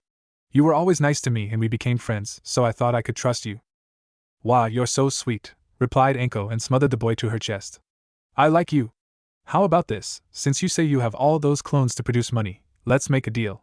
You give me free massage and food and I'll train you. Really? Yeah. Thank you, Anko-chan. Can you help my girlfriend too? Who's she? Hinata Hyuga. Her family isn't nice, so we train together. I see. Well, the more the merrier. Thank you, Anko-chan. The next morning, Naruto decided to take a break for the day. Anko would not be a gentle teacher. As soon as Hinata came, Naruto took off his mask. He preferred his true eyes, but he did not want to let Anko to see them. In time, after he gained more trust in her, he would tell her more. For the moment, however, his true eyes would only be seen by Hinata and Kyuubi. Good morning, Naruto-kun. Morning, Hinata-chan. I have news. Come inside, I'll tell you all about it over breakfast. Naruto told Hinata about his meeting with Anko after eating. That is great, Hinata said excitedly. The next day, Anko came by Naruto's house for their first day of training. After some quick introductions, Anko decided to begin. So, you Naruto, what can you do? I know the 3 academy ninjutsus and the shadow clone. I can do the without seals. I suck at genjutsu and my taijutsu isn't very good. I progressed a bit thanks to Hinata-chan. My weapon throwing abilities are good. I have a lot of chakra and my chakra control is pretty good. Okay. What about you, Hinata? I only know the academy basic ninjutsu and my family style. Due to my bloodline, I can see through almost any genjutsu. My taijutsu skills are better than average. I am average with weapons. I do not have a lot of chakra, but my control is almost perfect. Anko nodded in satisfaction. Okay, you two. Why don't you two have a friendly spar? Naruto and Hinata nodded and launched themselves in the fight. Half an hour later, Anko stopped them. That's acceptable for wet behind the ears academy students. You'll have to do better. After they rested for a bit, Anko decided to test them further. Okay guys, now it is me against you two. You can use anything you want. Come seriously at me. Try to at least land a blow. Naruto and Hinata nodded and sped into the forest. Naruto made 30 clones and sent them at Anko to test her. They engaged her in taijutsu. Anko killed them all, but barely moved. Naruto sent another wave of clones. This time, they surrounded Anko and started throwing kunais at her. Anko dodged and caught a kunai in each hand. The clones fired kunais again. Anko rushed the clones, while parrying the weapons thrown at her. She passed by them, making only one slash. Soon all the clones were dead. Naruto made 60 shadow clones and 10 solid clones and attacked Anko. Hinata was right behind Naruto. They began to attack. Naruto, Hinata and the solid clones were attacking hand to hand, and the shadow clones kept their distance, occasionally throwing a kunai at Anko. Anko waved through their attacks, never being hit, but always hitting something. She made a clone of herself who rushed the shadow clones that were attacking from the distance. Naruto and Hinata tried to move faster, but it was impossible to land a hit on the special jounin. In the end, Naruto and Hinata collapsed on the ground, exhausted. Anko wasn't even breathing hard. That was fun. Hinata, your greatest strength should be your speed, but you are not fast enough. You also lack stamina and chakra capacity. We'll concentrate on that. Also, using only your formal family style isn't good enough, it has some weaknesses. My style is similar enough that you can incorporate some of it in your personal style. Yes, Anko-sensei. Naruto, you have a lot of stamina and chakra, but you don't know how to use them. You can make a lot of clones, but they are useless as you are now. Since clones are so fragile, even your solid clones, you need to concentrate on your speed and combat style. I'll teach you mine. It's fast, precise, brutal and deadly. No flashy and flowery movements. The way you move now, you are brawling. Using my style, you'll learn how to incapacitate or kill in one movement, similar to Hinata's style. If she would have hit me even once, she would have weakened me considerably. However, if you hit me, it's nothing, just a little pain, but no damage. Also, since you have a lot of chakra and you can use shadow clones to learn new things, I'll teach you some techniques that work very good with your shadow clones. I want you to practice them until you are as proficient as you are with your clone technique. Normally, this would take years, but thanks to your special learning technique, you should be able to master them in a few weeks. Yes, Anko-sensei. Chapter 4. Training. The next day, Anko returned to Naruto's home. He prepared a large and healthy breakfast for Anko and himself. After they finished eating, they went outside to wait for Hinata. Good morning, Naruto-kun, Anko-sensei, Hinata said when she arrived. Good morning, Hinata-chan, Naruto greeted her with a smile. Anko nodded at the greeting. Morning, Hinata, now that we are all here, it's time for training. Today, you will continue sparring. Anko looked at Naruto. Since you can make so many clones, your clones can learn 2 new techniques while you and Hinata train. The first is Anko drew a kunai and launched it at a tree, and then she made a few hand signs. Shuriken shadow technique, she shouted. Dozens of shurikens came into existence. Some of them hit the tree and others flew past it, hitting other trees. Wow, that was impressive, said Naruto. You haven't seen anything, Anko grinned and did a hand sign. Shadow clone technique. Another Anko came into existence. She walked towards the lake and stopped in its center. A few seconds later, she exploded. I'm going to learn that, Naruto said, impressed by the explosion. Yes. How many shadow clones can you make for training? I can make 1,000. Impressive. You will make 500 shadow clones to practice the shuriken shadow technique and 500 that will practice the exploding clone technique. Yes, Anko-sensei. The exploding clone technique is a suicide-type technique that allows you to use the chakra from your clone to form a powerful explosion. After Anko explained to Naruto how to perform the 2 new techniques, he created his clones and sent them training. After that, he and Hinata sparred for the rest of the day. From time to time, Anko stopped them and corrected their moves. By the end of the day, Naruto's clones managed to learn both techniques Anko showed to him. Let's stop for today, Anko told her 2 new students. Yes, Anko-sensei, Naruto and Hinata answered in unison. Naruto, dispel your clones and show me what you learned. Yes, Anko-sensei. Naruto gave the command to his clones to dispel. I think I got it, he said with a grin. Naruto barely felt a twinge of dizziness at the 500 clones that dumped their memories into him. Kyuubi had become quite proficient at processing the information received from his clone training. The 500 clones that were supposed to learn the exploding clone technique had already completed their training in an exploding exam. Really? Let's see it, Anko said. Naruto created 10 clones.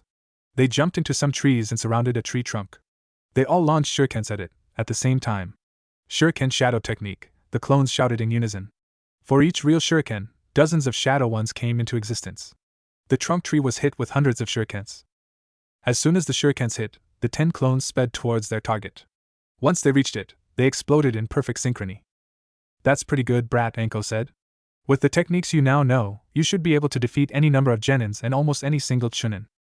Naruto grinned at the praise. However, don't let that go to your head, Anko said sternly. A quick chunin would be able to defeat you with ease. Yes, Anko-sensei, Naruto replied soberly. Next day, Anko came again for breakfast.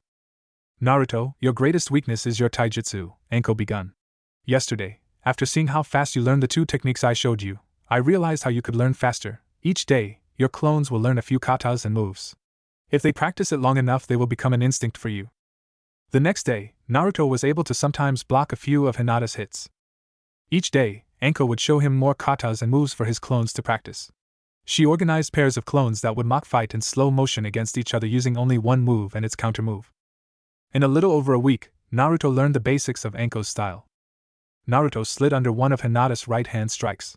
His left hand flashed forward, barely diverting Hinata's left-hand strike from his heart to his shoulder. Both of Hinata's hands were not in reach to stop Naruto's devastating hit on a particularly sensitive spot on Hinata's torso. Hinata collapsed to her knees, breathing rapidly. As this was only training, Naruto did not use his full power in the strike. If he did, he could have injured her severely. Anko's style was extremely brutal. One good hit could cripple or even kill his opponent. Now that Naruto is no longer a punching bag for you, Hinata, Anko said with a grin, you both can truly begin to learn. Both students groaned and nodded. You both need to be as fast as you possibly can, Naruto, for your clones, and Hinata because speed is the centerpiece of your style.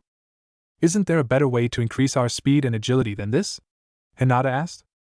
Yeah, like training weights, Naruto said with enthusiasm. Anko nodded. True, training weights would make you much faster. However, this method has a very big weakness. Weakness? Naruto asked. Yes, Naruto. If you use training weights, your bodies will become much stronger and faster when you take them off. However, what happens when you must enter a battle and you have training weights on you? Both Hinata and Naruto shrugged in confusion. You take them off? Naruto ventured. Yes, Anko nodded. You take them off. But will the enemy not attack while you do? Even if you can release them instantly, there is another, bigger problem. What problem? When you take them off, your mind will become confused. It would be like you were having a different body. Your mind will need time to get accustomed to the new weight. Even if you have the time, you will never get top performance from it since your mind is accustomed to having a heavier body. You will win speed and strength, but you will lose something almost as important as your agility. You will lose precision. Naruto and Hinata nodded in understanding. Both my style and the gentle fist need precision and complete control over the body almost as much as they need speed. There is also the fact that you guys already train a lot. Weighting your body as well is too much for your young bodies. Because of that, training weights are out of the question. Understood? Yes, Anko-sensei, Hinata and Naruto answered. Besides that, Kyuubi cut over Naruto's disappointment. Training weights would do little for you. Why is that, Kyuubi-chan? Naruto asked. Since we first talked, I have been repairing your body and getting it to perfect condition. You don't need training weights when you have me molding your body into the perfect form for your age. I see, Naruto said with a mental grin. Thank you, Kyuubi-chan. The two young students continued to spar, with Anko giving them instructions and correcting them from time to time. A week before the academy started, the Hokage visited the scene Naruto and Hinata practiced under Anko. Hinata and Naruto stopped and turned towards the old man. Naruto, Hinata, Anko-san, good morning. Hokage-sama. The three bowed slightly to the old man and Sarutobi raised an eyebrow when he saw how polite Naruto was behaving. I'm sorry to disturb your students, Anko, but I need to talk to Naruto, Sarutobi explained. Of course, Hokage-sama. Anko motioned to Naruto to go with the old man. While they were walking towards the house, the Hokage was observing Naruto's clones, which were performing the same slow motions at first, and then, doing them faster and faster. Shadow clones. And that is Anko's style, he observed. Yes, Hokage-sama. Anko-sensei was kind enough to teach it to me and Hinata, Naruto replied. And the shadow clones? Where did you learn that? That's a forbidden advanced technique. It is quite dangerous to perform due to the risk of chakra exhaustion. Yes, I know, Hokage-sama, a friend taught it to me. A friend, the Hokage grunted. Once inside the house, Naruto casually made a clone silently and without any hand seals. That's a pretty impressive skill. Thanks. I've done them so many times that the technique is now second nature to me, Naruto explained. The clone returned with some tea and Naruto talked with the Hokage for a while about his training with Anko. Naruto, the Hokage said after some time, may I ask why you are so polite? A few weeks ago, you called me old man. Now I'm Hokage-sama. What changed? As you know, I raised myself. I was unaware of many things, social customs, common courtesy and my impoliteness towards the leader of the village amongst other things. I was taught by my friend about these things. I see I have some questions about your friend. My friend? Naruto asked. Yes, Naruto. The friend who taught you all these things. The Kyuubi, Naruto said after a long pause. Sarutobi's eyes widened at the casual fact. So you know, he sighed. She told me all about it, the night that man tried to murder me. We made a pact. A pact, the Hokage said carefully. May I ask what kind of pact? She helps me in any way she can and I allow her to have some creature comforts. I think you should talk to her personally, Naruto grinned cheerfully. Suddenly, behind Naruto's chair, another clone poofed into existence. The old man thought for a fraction of a second that it was another of Naruto's clones. Kyuubi. Yes, Hokage. I am Kyuubi, the girl with the red-slit eyes replied. The old man's body tensed for a fight. Do not worry, human. I am not here to fight. The only thing I care for now is Naruto's happiness and safety. I have no desire to take revenge on you or your village. And even if I were, I am not capable of hurting you. I am only a clone and I can only come into existence if Naruto allows it. Is that true, Naruto? Yes. I am in complete control of her ability to manifest, Naruto replied. Naruto the Hokage started to say carefully. You cannot trust her. She is a demon. The demon sat casually in the chair next to Naruto. What is that supposed to mean, human? You are a malevolent Biju. Sarutobi turned towards Naruto. They are dangerous creatures. She is responsible for the disaster that befell your. My what? Naruto silently wondered. Our village over a decade ago, the Hokage continued. She killed many of our people. How quick you are to point the finger, ninja of Konoha, Kyuubi replied. You, who murder the innocent for gold. Had your ninja not tried to bind me to their will, this would not have happened. Bind you? Indeed. That's not possible. You're lying, the Hokage said angrily. I assure you, I am speaking the truth, Kyuubi replied. That can't be. I would have known. Perhaps the fourth kept it secret. The Yondaime? Sarutobi shook his head. No. He would never have done such a thing. Perhaps, but you could be wrong. Kyuubi shrugged. Perhaps it was a rogue faction of your village. It might even be that those who attacked me were only pretending to be Konoha ninja. However, I doubt it. After their failed attempt, they retreated to Konoha. I see. Is this why you attacked the village? Kyuubi nodded. Such offense demanded retribution. So all that death and destruction was because you felt offended? The Hokage asked incredulously. Is this not the same thing you do? If an enemy village attacks you or something under your responsibility, do you not extract retribution? You should be thankful that I gave your village the kindness that put me in this situation. Kindness? The old man asked bitterly. You call your rampage kindness? Do you have any idea how many died? Foolish human, the responsibility for their deaths belongs only to the village leader, the Yondaime. Blame him, not me. What? The old man said, outraged. He died for this village, he was a hero. He was a fool, Kyuubi sneered. Kyuubi-chan? Are you sure this is wise? Naruto silently asked her. Are you not too aggressive? No. This is the perfect way to deal with him. What? The Hokage was seething. I will not have you insulting him. Tell me, human. If you have a house on the bank of a river and you know that it will flood in 3 days, what do? The Hokage was taken by surprise by the strange question and he calmed down, pondering the strange question. He decided to answer it. I take my possessions and family and climb to a high location. And if you know a great demon will arrive into your village in 3 days, what do? Tell me, human, why did you fight? I gave you plenty of time to flee, but you did not heed my warning. Your foolish villagers were still inside the village. Your ninja were protecting the walls. What were they protecting? The people or the property? They were protecting our home. Homes can be rebuilt. What did you think? That I would nest in the center of the village and you'd never get your land back? I would have destroyed some of your property, and then I would have left the same way the river recedes after a flood. Do you think I had nothing more productive to do than fight with pesky humans? We had to protect Konoha, replied Sarutobi. If you say so, I will speak of it no more. That is the past, and the past cannot be changed. We should speak of the present and the future. Yes, the Hokage nodded thoughtfully. Kyuubi narrowed her eyes. I wish to speak of Naruto-kun's abusive treatment. An abuse he received from your entire village. That's not true. Not all the villagers are like that, the Hokage protested weakly. Yes, you are correct. Not all. The owner of the ramen stand and his daughter were always kind to Naruto. Hinata is a good friend and Anko is a good sensei. You have also helped Naruto on some occasions. There are some that are, shall we say, neutral towards Naruto, but that's all. They do not harm him, but they never tried to help or protect him. This is the extremely small minority. The rest of your villagers take any chance they can to harm or belittle him. From the day I was sealed inside Naruto, I had to cure him of poisons. I had to heal the injuries produced by bullying from other children, the abuse of the adults, and the wounds of those who would injure or kill him. I had to correct the ravages of hunger and insufficient food. I will no longer tolerate such abuse.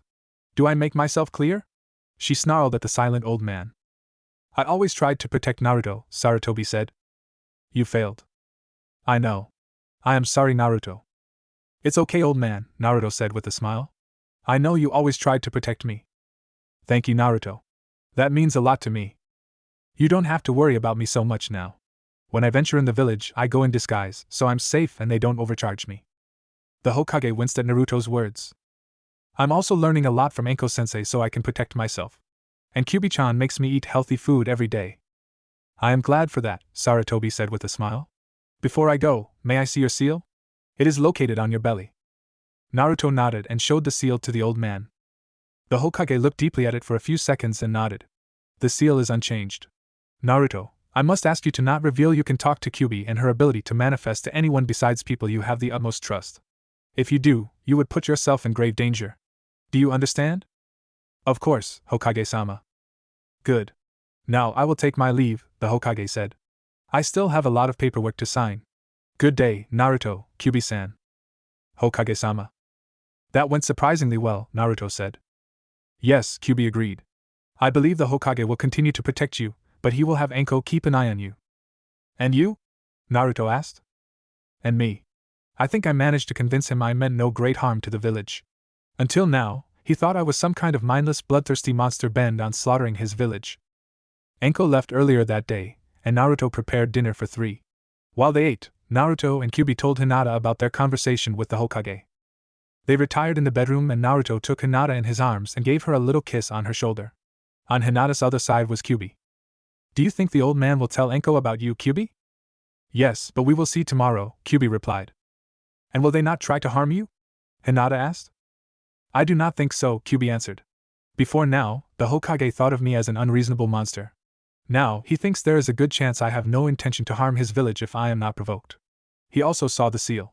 He doesn't consider us too dangerous. I won't let them harm you, Hinata vowed.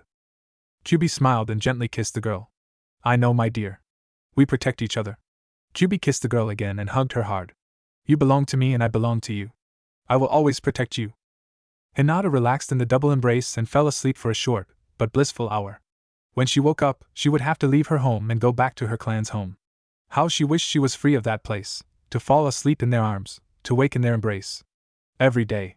Forever. I love you, she whispered as she fell asleep. The next day, Anko came to breakfast as usual. Unlike most time, however, she was quiet and pensive. Anko-sensei? Naruto asked, is something wrong? I had an interesting talk with the Hokage yesterday, she said slowly. When I first started to train you, I informed him about it. I also told him of your academy teacher's behavior. He said that he was aware of it in some minor part, but that he could not do too much about it. He seemed to be glad I was going to train you. Anko paused for a few long moments. As I was saying, we had another long talk yesterday. He told me of his conversation with her, the Kyuubi. May I see her? Of course, Anko-sensei. Kyuubi materialized next to Naruto. Greetings, Anko-san. Kyuubi, Anko nodded at the apparition. You told the Hokage you have no intention to take revenge on the village and that you want to protect Naruto. Indeed. Can you prove that? Anko challenged. I cannot. However, that does not matter. The fact is that the seal is not broken, and I see no way to break it. It appears I am imprisoned inside Naruto for eternity. I do not see any way to break my prison and gain my freedom. Anko nodded. The Hokage said that the seal is intact. But you can still take control of him for a short time, or you can influence him. Influence him? Kyuubi inquired. To do what? For what reason? Anko just stared at Kyuubi. You think I have nothing better to do than kill pesky humans? Kyuubi replied. What would I have to gain? You are a demon, Anko said slowly, as if she was talking to a small child. I do not contest the fact that my kind can be a little aggressive when angered, or even that we indulge on acts of wanton destruction on occasion. However, we do not hold the monopoly on that. The fact is that most of my kind prefers their isolation, and we rarely venture in places where humans live. We can sleep for years, and sometimes, even for centuries. Most of the time we battle with humans is when we are provoked, or when we are sealed into humans to give them power for their numerous wars. Anko nodded. Fair enough. Just then, the door opened and Hinata stepped through it. She looked questioningly at Kyuubi as if to ask her what was going on. Anko, however, mistook the look. Hello, Hinata. This is Anko floundered, trying to find a name and explanation for the strange red slit-eyed girl sitting in Naruto's kitchen. Kyuubi, Hinata said. You knew? Anko gasped, surprised by the admission. I've known for quite a long time. And you're not scared? Hinata asked. Yes. Of course not, Hinata nonchalantly said. Why should I? Well, she is a demon. Hinata's eyes narrowed dangerously. So what? She had finally found two people she loved and who loved her back. She did not care that they were a demon and her vessel. They loved her, and that was all that mattered. The Hinata of a few weeks ago wouldn't have recognized the new Hinata. Gone was her constant stuttering. She was still shy, but she no longer cowered in front of her family. She no longer let their scoffs, sneers and ridicule bother her because Naruto and Kyuubi were there for her. She would protect them even from Anko, who could kick both her and Naruto's butts with ease. Hinata's stance subtly shifted into an offensive one. Anko saw it and raised an eyebrow. Relax, Hinata. Both the Hokage and I do not think there is any immediate threat. So you have no problem with us and me specifically? Kyuubi asked. No, from what I heard from you, what the Hokage said when you talked with him and the way you helped Naruto, you're not that bad. Anko stopped for a moment and looked into the distance. I wish I had someone like you guys after Orochimaru, she muttered under her breath, thinking Naruto, Hinata and Kyuubi did not hear her. It would have been nice to have such friends. Naruto and Kyuubi, however, heard her, courtesy to their enhanced senses. Move your butts, my precious students. Time for training, Anko suddenly said with a cheerful smile. Kyuubi-san, would you mind coming? From what I understand, you are Naruto's mysterious friend that helped him so much. I think your input will be valuable. Of course, Anko-san. The day before Naruto and Hinata's first day at the academy, after Anko left, Kyuubi decided to teach them a cool technique. So what are you going to teach us? Naruto asked the red-haired girl. Kyuubi summoned into existence a scroll and opened it. This is the Fox summoning contract. You must sign it in your blood. Naruto and Hinata bit their thumbs and signed the scroll. Kyuubi took the scroll back and it vanished. She showed them the hand signs for summoning, and they began to practice. Some time later, both Hinata and Naruto managed to summon two small baby foxes. They're so cute, Hinata gushed. Yes, why don't you dispel them for now, Kyuubi said rapidly. You can go back, Naruto said to his summon. Hinata, too, dismissed her summon, though with a little reluctance. I want you to practice this technique, especially you, Naruto. With your reserves, you can even summon the boss if you get some practice. Also, just like any other technique, the more experienced you are, the less chakra you expend. Kyuubi-chan, won't the fox summons get upset if I summon them too much? Of course not, Naruto-kun.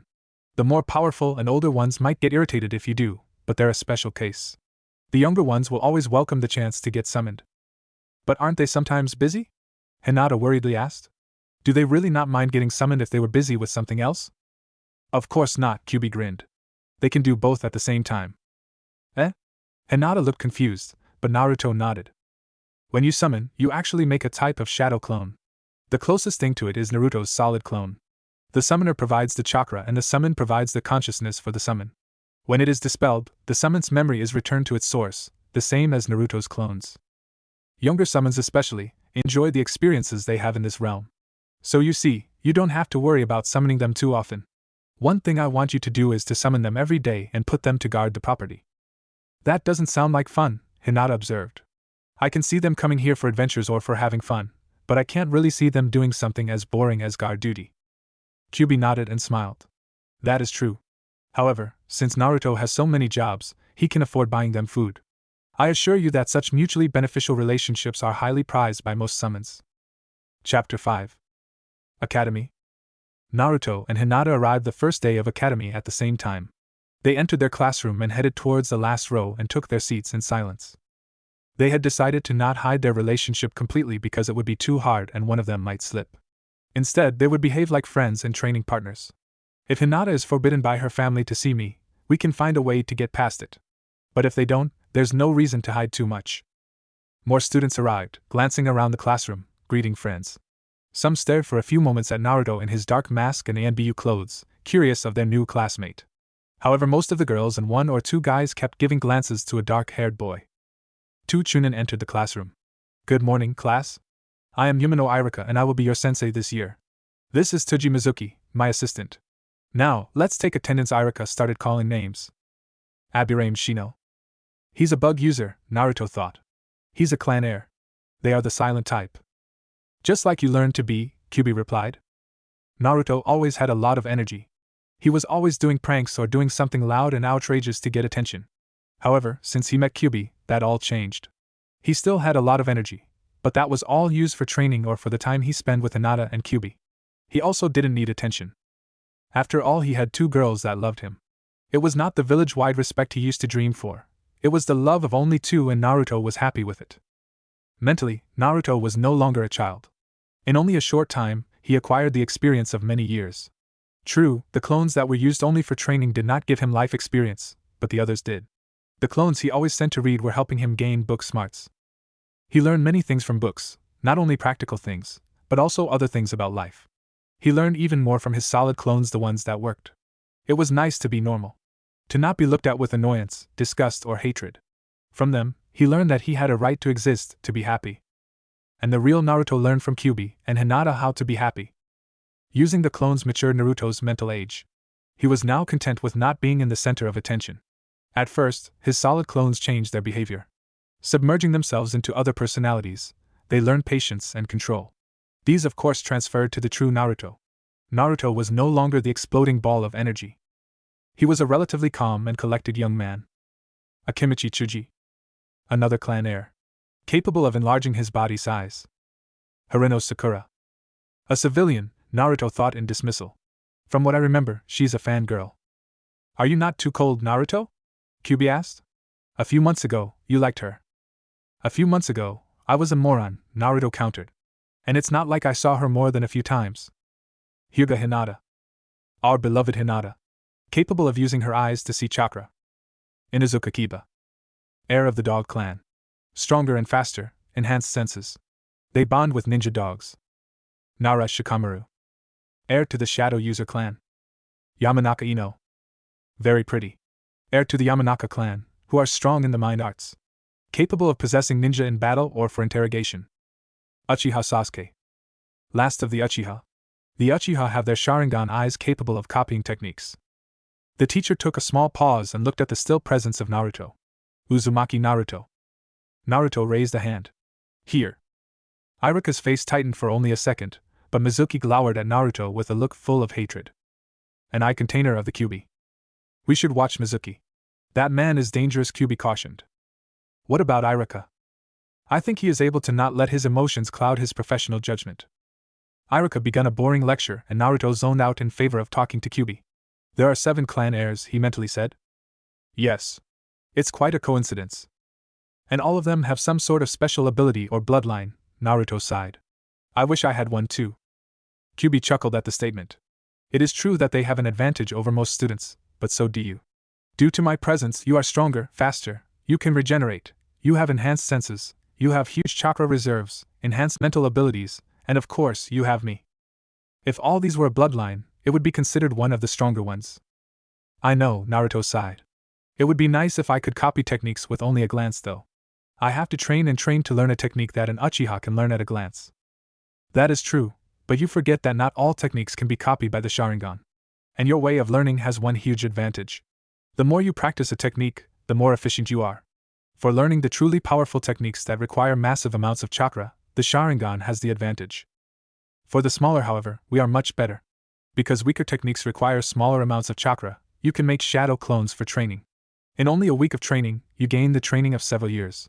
The advantage is that you can master the technique completely. This means no need for hand seals, no waste of chakra speed. These things are impossible for the Sharingan to copy. So the Sharingan allows them to copy all techniques, but they still need training to master them completely. Indeed, Kyuubi agreed. Since training in A or S rank techniques usually require a lot of chakra, you will not be able to learn many of them, like an Uchiha can. However, you may be able to master a few of them and become proficient at a few of them. Your advantage lies not in learning many techniques, but in using them more efficiently. At noon, Naruto's class was on the academy's training grounds. Irika shouted to get the students' attention. We'll have a few spars to gauge your skill. First. Naruto observed as Sakura and Ino were called first and started insulting each other. Ino pig. Forehead girl. The girls ran at each other and started slapping one another. Sasuke is mine! No, he's mine! You don't deserve him! Naruto shuddered at the display of incompetence. If Anko was in charge of their training, she'd rip their arms off and use them to slap the silliness out of them. Kyuubi chuckled. Before, you were just as incompetent. I know, Naruto sighed. But at least I didn't have competent teachers willing to teach me at the academy. They did. 2 minutes later, Iruka stopped the match and called 2 more students. Well, these guys aren't much better than Sakura and Ino, Naruto said. Next, Shikamaru and Chuji, Iruka said. The 2 boys faced each other, Chuji eating chips and Shikamaru with an annoyed expression on his face. I give up, Shikamaru said. What? Why? Iruka asked, bewildered. You haven't even started. It's too troublesome, Shikamaru answered. Very well, Iruka sighed. The Nara clan was famous for their brilliance and for their laziness. Next, the teacher called Hinata and another girl. Hinata did not attack and only defended against the flimsy kicks and punches the girl tried to give her. After her training with Naruto and Anko, such hits were easy to defend against. Very good. Next, Shino and Sasuke. When Sasuke took a fighting stance, all the girls except Hinata shouted encouragements, as if they were cheerleaders. Sasuke rushed to attack Shino. I don't see what's so special about him, Naruto said to Kyuubi. Is my little Naruto-kun jealous? I can kick his ass. All those fancy moves, they're wasteful, especially against someone like Shino. Indeed. Taijutsu is not one of the Aburame clan's good points, but it appears they developed a style good at defense. Though Sasuke managed to land a few hits, they were only glancing blows. For the audience, it looked like Sasuke was winning. In reality, if the battle continued, Sasuke would tire long before Shino. That's enough, Iruka called. You did good, both of you. Only 2 students remained. Naruto and Kiba, you're next. Kiba walked cockily in front of Naruto. So, you're new in our class. I heard you failed the exam. He paired against the dobe of the class. This is going to be easy.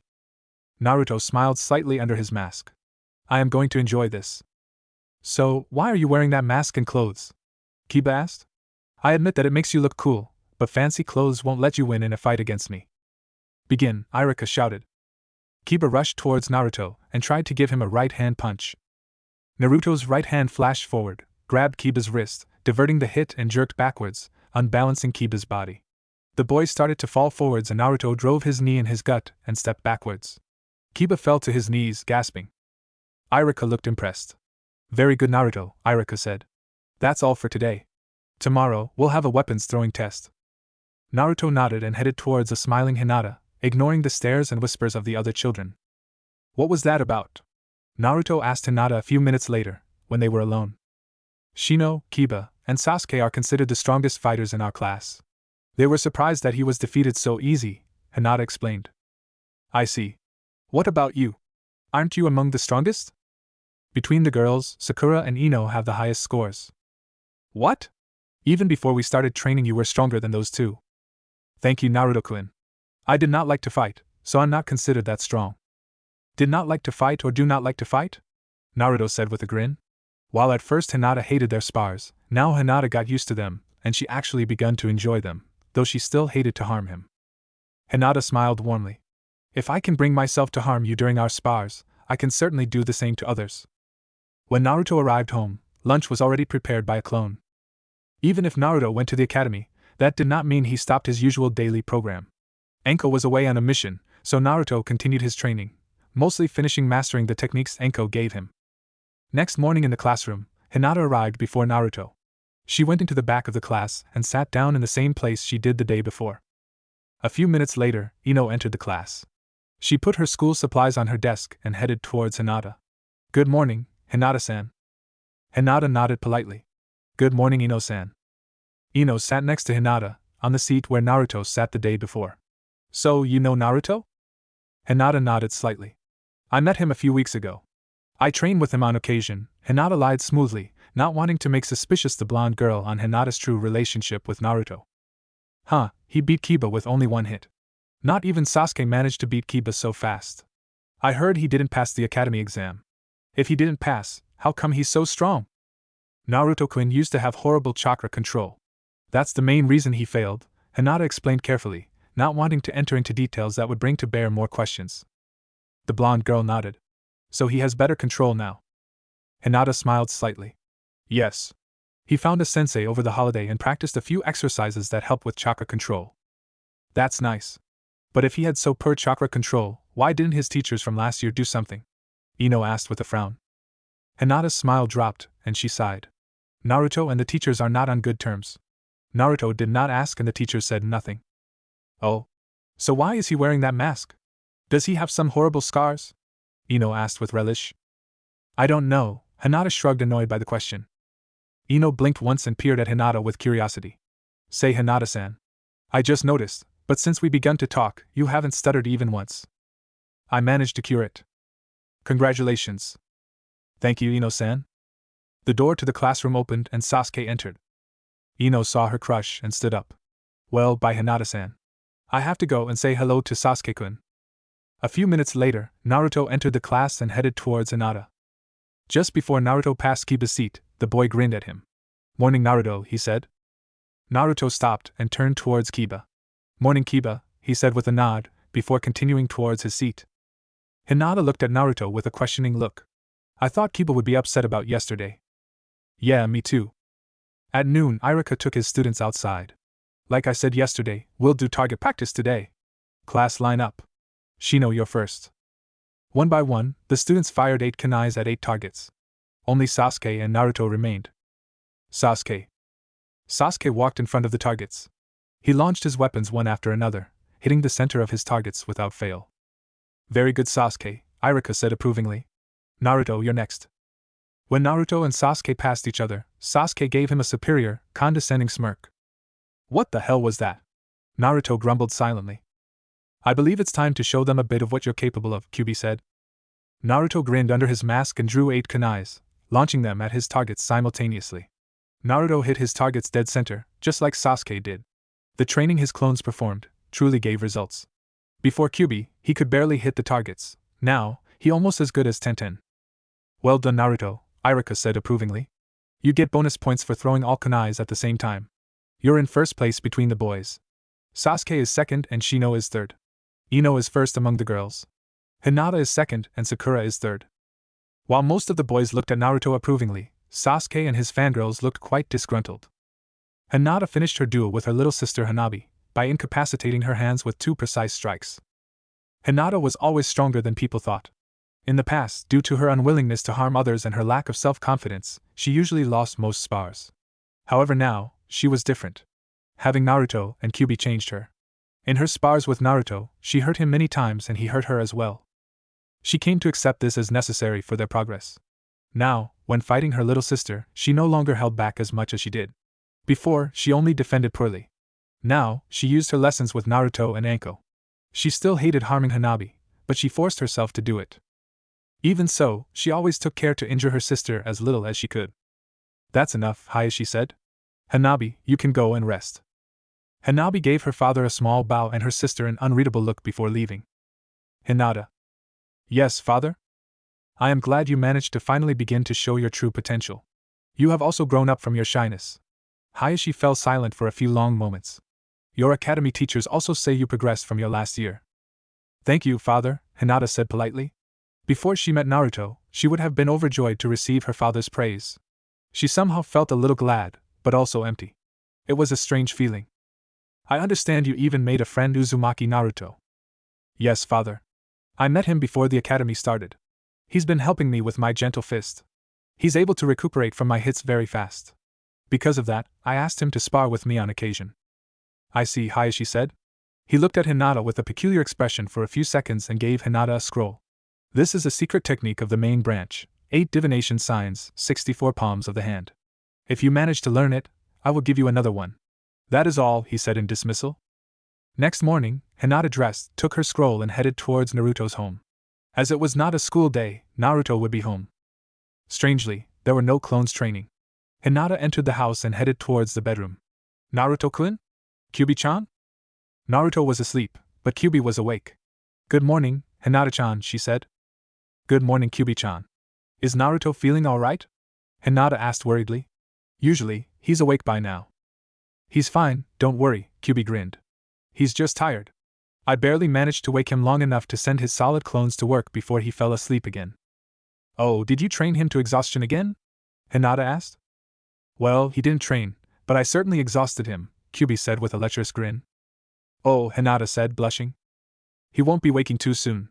Kyuubi patted the bed invitingly. Hop in. Hinata took off her clothes and crawled next to Kyuubi in only panties and a bra. Kyuubi kissed Hinata and caressed her back with one hand. You're too dressed, she whispered when she encountered the bra. After she took it off, Kyuubi rolled over Hinata and trailed kisses to the girl's breasts. Anko entered Naruto's house and headed towards the kitchen. I'm back, brat Naruto? Anko looked around, not seeing anyone. She shrugged, thinking with relish that her student decided to laze around the day she came back from her mission. After I'm through with you, we'll see if you ever decide to skip on your training. She headed towards the bedroom, opened the door, and her previous thoughts were forgotten at the sight in front of her. She opened her mouth to say something, but stopped, shrugged, and watched with interest as the scene in front of her unfolded. Hinata finally shuddered in release, and Kyuubi raised her head from the girl's legs. Did you enjoy it? The demon asked without looking back. Hell yeah! Anko answered, grinning. Now wake the brat. I'm hungry. Naruto woke up and sent 2 clones to prepare breakfast. He then kissed Kyuubi and the flushed Hinata. I see you had a good morning. Hinata smiled and rested her head on Naruto's chest. A minute later she sighed. I had another spar with Hanabi. I see.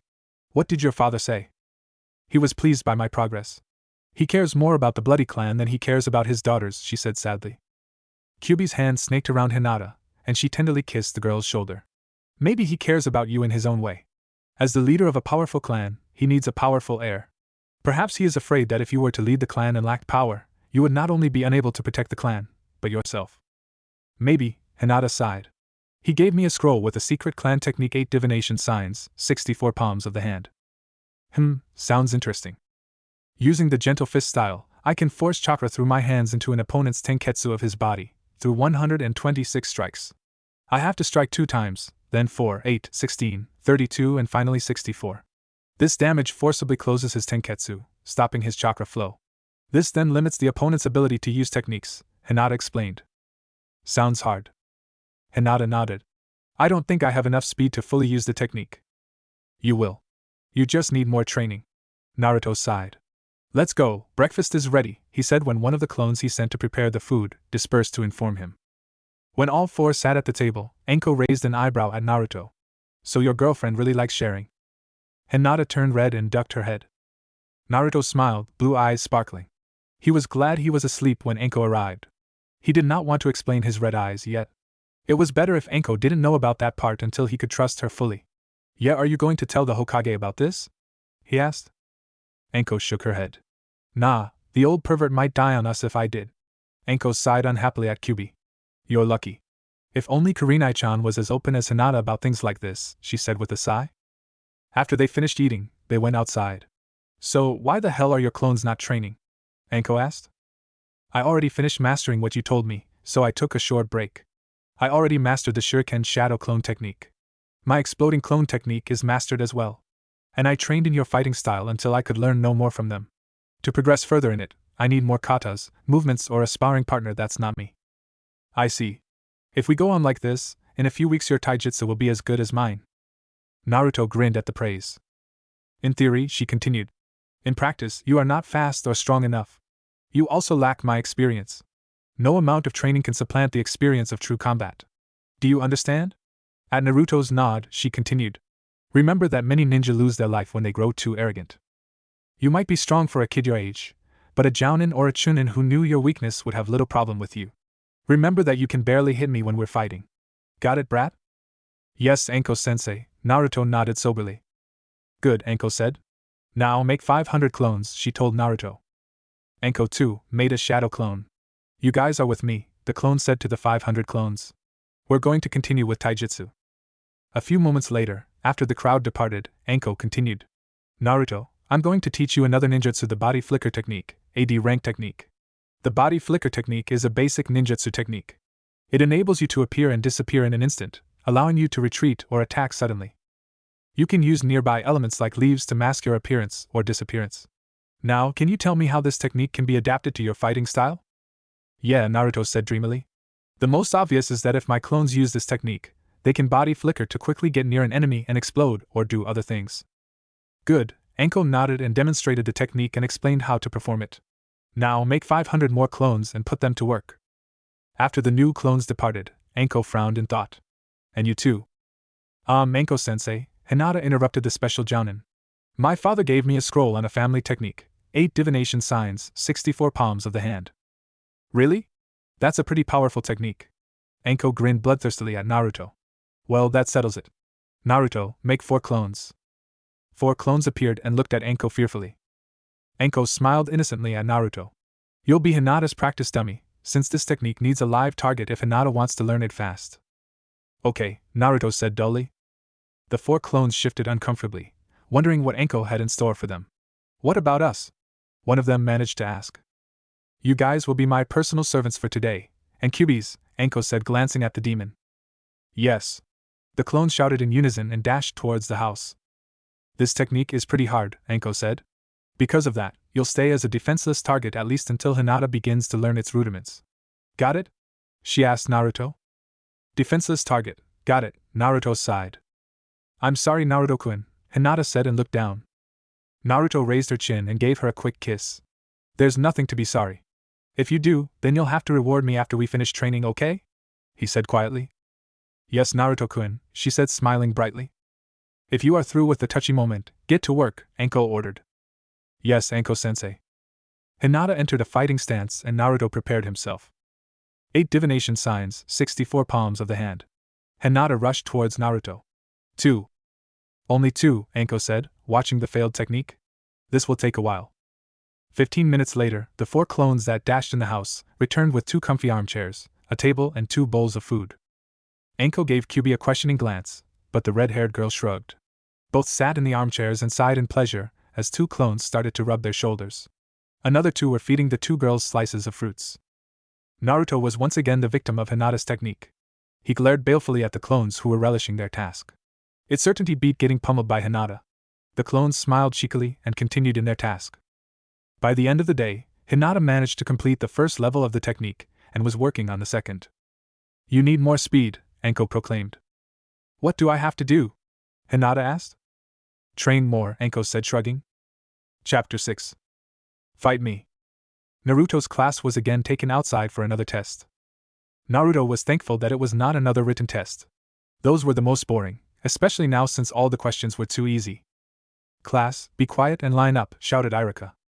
The children stilled themselves, wondering about what new test they had to pass. Iruka nodded in satisfaction as his students looked at him with questioning looks on their faces. Today we'll have an obstacle track. Your mission is to find Mizuki, who is in a position approximately 2 kilometers in that direction. Iruka pointed at the dense forest. Keep in mind that there are many traps between here and your objective. Iruka fell silent for a long moment. Go, he said. Some of the students rushed immediately into the forest, on a straight path to their destination. Among them were Naruto, Sasuke, Kiba, Shino, and Hinata. Others took a slightly different direction, hoping that their roundabout path would have fewer traps. Only Shikamaru remained. Iruka frowned at his laziest student. Shikamaru, I said go. Yes, sensei, the lazy boy sighed and walked slowly into the tree line. This is so troublesome, he mumbled. As soon as Naruto entered the forest, he made a hand sign to create 10 clones and sent them ahead. Hinata, her Byakugan active, rushed to Naruto and fell in behind him. Thanks to Hinata's eyes and Naruto's clones, they were the first to find Mizuki. The professor raised an eyebrow as one clone found him into a clearing and dispelled itself. Soon after that, Naruto and Hinata arrived. Hinata was breathing heavily, but Naruto was unperturbed with the effort. Sensei, Naruto nodded politely, are we the first to find you? Mizuki stared at the boy for a few seconds, and then nodded. Yes, Uzumaki, you are the first, he said neutrally, writing something on a notebook. Naruto nodded, headed to a tree stump and sat down on it. Hinata sat next to him, still breathing heavily. A minute later, Sasuke landed in the clearing, a superior smirk on his face. He clenched his teeth and glowered when he saw Naruto and Hinata sitting on the tree stump. He looked like he was about to say something to them, but Kiba and Akamaru ran into the clearing. Sasuke calmed down and rested his back on a tree, feigning unconcern. Shino was next. A few more students arrived. Iruka appeared into the clearing and headed toward Mizuki. Surprisingly, Shikamaru arrived behind Ino and Sakura. The 2 girls headed towards Sasuke and congratulated him on his victory. Sasuke's face darkened and he tuned them out. A few minutes later, all of the students arrived. Iruka looked at his students. You did very well. Now, for the rankings, Naruto and Hinata were the first to arrive. The fangirls were stunned. The second to arrive was Sasuke and the third was Kiba. Iruka made a small pause before continuing, but he was stopped by a shout of outrage. Why are Naruto and Hinata first? Why isn't Sasuke first? Sakura glowered at the pair who watched the proceedings. Hinata wore the bland, superior Hyuga face. A few months ago, Hinata would have stammered an apology under the pink-haired girl's stare. Thanks to Naruto, the girl couldn't care less of her opinion. Naruto and Kyuubi were her universe, and she would not let herself be intimidated by someone who scorned Naruto's abilities for which he trained till exhaustion. Naruto, on the other hand, just rolled his eyes under his mask. I can't believe I used to like her, he thought to himself. Does she think Sasuke is some sort of god? Yeah, said another fangirl. Sasuke is the best. They must have cheated. Sensei, I saw Naruto create some sort of clones, another girl piped out. I think they were solid. Sakura's eyes hardened and she pointed an accusing finger at Hinata. Yeah, and Hinata used her eyes to see the traps. And unlike Sasuke, who completed his mission by himself, they teamed up. It's not fair. They cheated. Virtually all girls nodded in condemnation of Naruto. The boys, however, were sick and tired of fangirls. Naruto was happy Kyuubi managed to get rid of his temper, mostly that is. He still had problems, but something like this only amused him now. Iruka-sensei never said that we are forbidden from working together, he said calmly. He also said nothing about forbidding the use of ninjutsu or bloodline limits. The girls began to grumble. Quiet! Iruka shouted. Naruto looked in interest at the man. Had this happened a year before, Naruto had no doubt his former teachers would have agreed with Sakura. While Naruto could feel the hidden loathing coming from Mizuki, both he and Iruka had a cool, yet professional attitude towards Naruto. Naruto had no idea why they were fair with him. He had the suspicion that the Hokage had something to do with it. Naruto could only hope they would continue. I am very disappointed in you girls, Iruka finally said. What Naruto said was very true. In fact, we, Leaf Nin, pride ourselves on our teamwork. It is in fact the cornerstone on which our village is built. As Naruto said, I said nothing about not using your clan techniques, if you have any. If you graduate and become shinobi in Kunoichi, you will have to trust your teammates with your life and you must use any advantage to complete your mission, be they bloodline limits, clan techniques, or even simple tricks. That is all, class dismissed. At Iruka's words, the students began to leave until only Sasuke, Naruto, Hinata, Sakura, Ino and the two teachers were left. Sasuke walked towards Naruto from the spot he was resting on. Fight me. Huh? Naruto asked. Fight me, Sasuke repeated. Naruto didn't know much about the boy in front of him. One thing was clear though, Sasuke was not the most stable person around. He seemed concerned only with having strength. It probably had something to do with revenge for his defunct clan. Beside these, Sasuke was also as arrogant as the entire Hyuga clan put together. Naruto stared at the boy, wondering about the best way to get rid of the self-centered brat. He could not stomach losing a fight with the boy, but if he won, Sasuke probably would keep coming until Naruto lost. No, Naruto answered. He could at least postpone the confrontation. Fight me. I said no. Sasuke narrowed his eyes and launched himself at Naruto. Naruto prepared himself to block the attack, but before the two boys met, Hinata struck Sasuke twice, disabling his arms. The boy was so shocked by the sudden attack that he didn't even try to dodge the following gentle fist strikes from Hinata and he fell down, unable to move. The Uchiha looked at Hinata with an incredulous expression, unable to comprehend that the shy Hyuga girl incapacitated him. Sasuke-kun, Sakura and Ino shouted in concern, rushing to his side. Suddenly, Iruka was there to check Sasuke. The man's lips twitched slightly as he did so. Sasuke glanced between Iruka, Hinata and Naruto with an incredulous expression on his face. Don't worry, Sasuke, Iruka said. You will recover in a few hours. You know, you didn't have to attack Naruto now to test your skills against his. The next time we have taijutsu spars, I was planning to have you two fight. I guess I should take you to the hospital to check you even if you will recover by yourself. Better safe than sorry. Iruka grabbed Sasuke and they disappeared in a swirl of leaves. Mizuki too walked away. Sakura gave Naruto and Hinata a dirty look before rushing in the direction of the hospital. Only Ino, Naruto and Hinata remained in the clearing. You hurt Sasuke-kun, Ino said softly. Both Naruto and Hinata cocked their heads as if to ask, so what? The blonde girl made a strange hand seal. You'll pay for hurting Sasuke-kun. Mind-body change technique. Naruto smirked under his mask as Ino's mind tried to suppress his own. Unfortunately for Ino, she could not defeat the alert and prepared mind of both Naruto and Kyuubi, and Ino was ejected back into her body. Naruto watched the collapsed Ino. Had you done a surprise attack, without alerting me, you might have succeeded. Your technique only works on weak, Untrained and unprepared minds, Naruto said before grabbing Hinata and disappearing in a swirl of leaves. Ino narrowed her eyes at the swirl of leaves left by Naruto's departure. We'll see about that, she whispered. While in previous years Naruto understood nothing from the teacher's lessons, now he found them too easy. Unlike most children, Naruto was always alone until he met Kyuubi.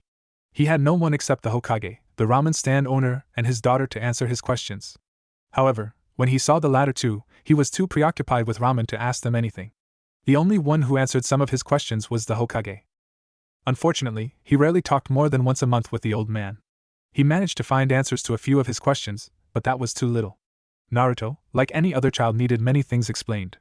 If at least the children his age talked to him, his mind would have grown, but all of the children were told to keep away from him. If Naruto would have been allowed to have regular contact with other people, he would have learned a few things, but he was shunned, so he learned almost nothing. Since Naruto had no source of education, his mind was stunted. Concepts normal for a child his age were completely alien to him. At school, his teachers ignored him. Years passed, and Naruto got used to not knowing things. He could barely read, and he only understood things if they were slowly explained using very simple words. While he was 13, his mind was no older than the mind of a 7-year-old. Thankfully, when he met Kyuubi, his deficiencies were remedied. The first books he was told to read were books for small children. Suddenly, new ideas and concepts were revealed. Naruto continued reading. When he found a word he did not understand, he checked the dictionary. After his basic reading skills were remedied, he continued reading. He even read the dictionary. Thanks to the enhanced mental abilities he received from Kyuubi and her ability to properly sort the huge amount of information, he rarely needed to read something more than once. His mind grew by leaps and bounds. Another thing that helped in his mental development was the clones who worked. These social skills helped him immensely. Naruto was now the proud owner of a reasonably intelligent mind who knew more theory than some educated chunin. While Iruka's theoretical lessons were mostly covered by Naruto's clones who studied academy and genin manuals, he still got some use from the lessons. The most helpful lessons were the practical ones. Naruto had almost no skills before meeting Kyuubi. The only thing Naruto was proficient was in traps, stealth and evasion, and he only put them to use when he was doing pranks. While Kyuubi and Anko's training managed to rectify many of his deficiencies, he still had many gaps in his practical knowledge. Thanks to Iruka's fairness and Naruto's newly discovered intelligence, he was learning the things he never got to learn. One of the things Naruto was taught by both Anko and Kyuubi is that shinobi must not draw attention to themselves, nor should they let their enemies know of their true skills. That, of course, did not mean that he should hide all of his skills. It merely meant that he should pretend to be less skilled in some areas. While things like his taijutsu and ninjutsu techniques would be found out sooner or later, that did not mean he should let slip his skill to perform some of his ninjutsu without hand seals. Having such an advantage might save him in the future, or at least give him an advantage. Another thing he decided to hide was his theoretical knowledge and his ability to learn and process large amounts of data. It would be foolish to let such an ability known. As such, he decided to answer wrong to some of the questions to his written tests. After all, these tests were a matter of public record. While Naruto had no problem with Anko and the Hokage knowing about his abilities, letting others know about them would be dangerous. Another reason for hiding his skills was that the Uchiha was not the sanest person around. Kyuubi did not want Naruto to steal the boy's Rookie of the Year title. If he did, the Uchiha would become even more of an annoyance with his "I'm an Uchiha, therefore I am superior" attitude. Hinata and Naruto appeared in a swirl of leaves in front of his house.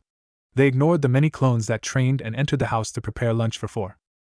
Half an hour later, Anko arrived ignoring both Naruto and Hinata and begun wolfing down the food. Naruto summoned Kyuubi and they all began to eat.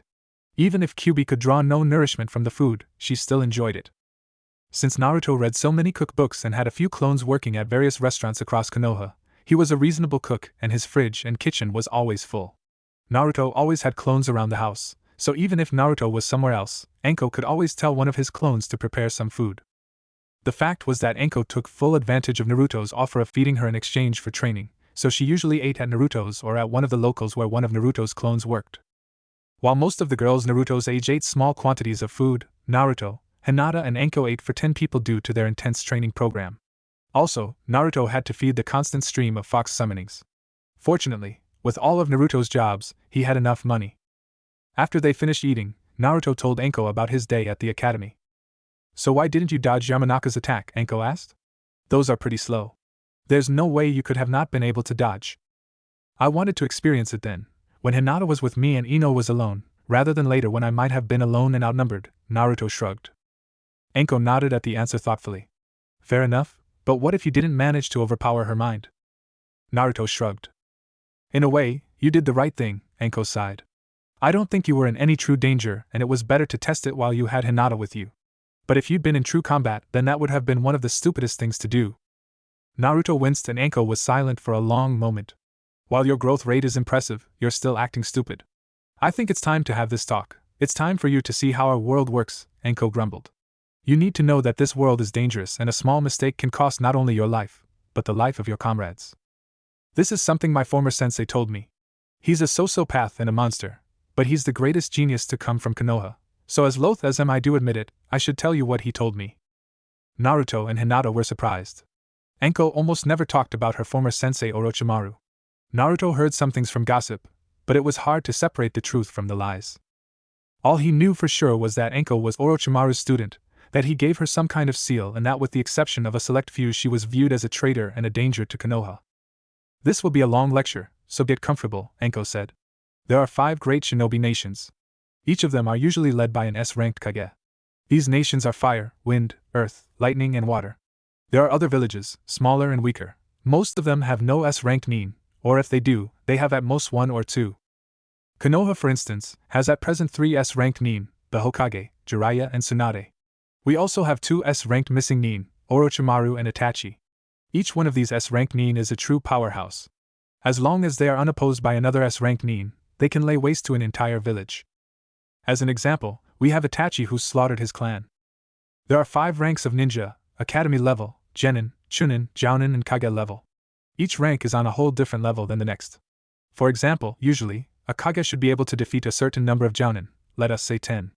A jounin is on a different level than a chunin and a chunin is on a different level than a genin. This usually means that lower ranks going against a higher rank is suicide. However, things are not always so cut and dried. The lower rank can have some sort of advantage, like surprise or a team that works well. Anko paused for a moment and stared at Naruto. Or they can have a bloodline, or a special technique like the Yamanaka has. Even a genin can kill a jounin in cases like this, especially if the higher ranked is overconfident in his abilities. Konoha nin killed many enemies like this. Overall, leaf ninja are weaker and not as well trained as ninja from other villages. However, we have one great advantage. Konoha loves its bloodlines and clans, and we pursued a policy of attracting and keeping them. In water, those who carry bloodlines were slaughtered. Wind and earth have few bloodlines. Only lightning has the same love of bloodlines, though they go about it in a different manner. Unlike Konoha, who try to be as attractive to bloodline carriers, lightning is openly unscrupulous about their way of acquiring them. Anko looked at Hinata. You should know, she told the Hyuga girl. They tried to kidnap you for the Byakugan. Since bloodline carriers are treated like some sort of slaves in lightning, those who carry them try to stay almost as far from lightning as from water. This leaves Konoha with the highest amount of bloodline carriers. This gives Konoha nin a great advantage. For example, any Hyuga is very strong in taijutsu and they are excellent scouts. Inuzuka are great trackers and their bond with their nin dogs give them enhanced senses, speed, strength, stamina and their clan techniques are very strong. The Aburame are also good scouts and trackers and their allies are very powerful. All members of these clans, even genins, are as good at scouting and tracking as any jounin. All of those who belong into a clan have at least one skill in which they are very good. When an enemy nin fights with a Konoha nin of the same rank, the Konoha nin, if he is part of a clan, can use those techniques. Ninja from other villages think Konoha nin are weak. Unfortunately, that is half true. Konoha is the strongest village, and it has grown complacent. From what you told me, most of your female classmates are brainless fangirls. The academy standard would make the other villages laugh. In a way, it's understandable. Most academy students benefit from training from their own clans. Getting back to topic, one of the greatest enemy for a ninja is overconfidence. You never know when you will come face to face with someone who has a certain advantage like a bloodline. Sooner or later, you will come face to face to someone like that. You can even be a kage and your opponent a genin. If you are not careful and your opponent has a bloodline that melts your brain when he touches you or when he looks funnily at you, then you will die. There is also the fact that while your opponent may have a lower rank than you, or appear weaker, looks can be deceiving. If we take you Naruto as an example, you can give most chunins a run for their money, and you're not even a genin. Also, there are many things that matter in a fight. The ranks of genin, chunin or jounin are only approximations of strength. There are many different skills that a ninja can have. Any one of them can decide your fate in battles. While some are more important than others, none are useless. For example, your opponent is more powerful than you, but if you are good at stealth and traps, you can kill him without coming face to face. Another example, your opponent is stronger. If you are good at infiltration and assassination, you can poison him or put a knife in his back without having to fight him. Another way, if you are good at torture and interrogation, you capture someone who knows about your opponent, a subordinate, teammate or something. You find out your opponent's weakness and use it against him. You can have the strongest ninjutsu, taijutsu, genjutsu skills, strength, speed and stamina, but if you are stupid and careless, you'll find yourself poisoned or stabbed in the back by some pretty lady. If you have a weakness, it will be exploited. If you have an advantage, sooner or later someone will find a way around it. You are proficient at ninjutsu? They will engage you in taijutsu. You are good at taijutsu? They will use genjutsu. You are strong? They will be faster. You are fast? They will have more stamina. You have more chakra? They will evade until you are exhausted. You do not know how to fight a sword user? They'll come at you with swords. You are nice and like to help people? They will use that to trick you. You are inexperienced? They will find it easier to find a strategy to defeat you. Your enemies will try assassination, poison, lies and trickery. They'll use traps and throw weapons at you. We are ninja. There is no such thing as fairness. Your enemies will always use unfair tactics against you. If you are careless, you die. Do you understand? Naruto nodded soberly. Overconfidence gets you killed. Stupidity gets you killed. Weaknesses in any area can lead to death. It is good to have an advantage in a certain area, but there is always a way to work around it. Anko nodded. In time, all ninja learn that there is more to being a ninja than flashy techniques, and we all learn from our mistakes.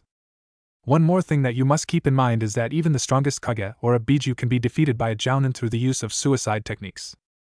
The most important ninja skills a ninja can have are hand seals, ninjutsu, taijutsu, genjutsu, intelligence, force, speed, stamina and chakra, Anko said. If I were to rank you, let's see. For hand seals, Naruto is high genin and Hinata is low genin.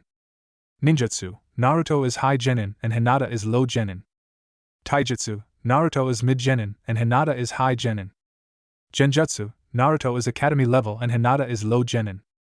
Intelligence, Naruto is chunin level and Hinata is high genin. Force, Naruto is high genin and Hinata is academy level. Speed, both of you are at genin level. Stamina and chakra, Naruto is high jounin approaching low Kage and Hinata is high academy level. While all these are very important, there are other skills. Some are more important and other less.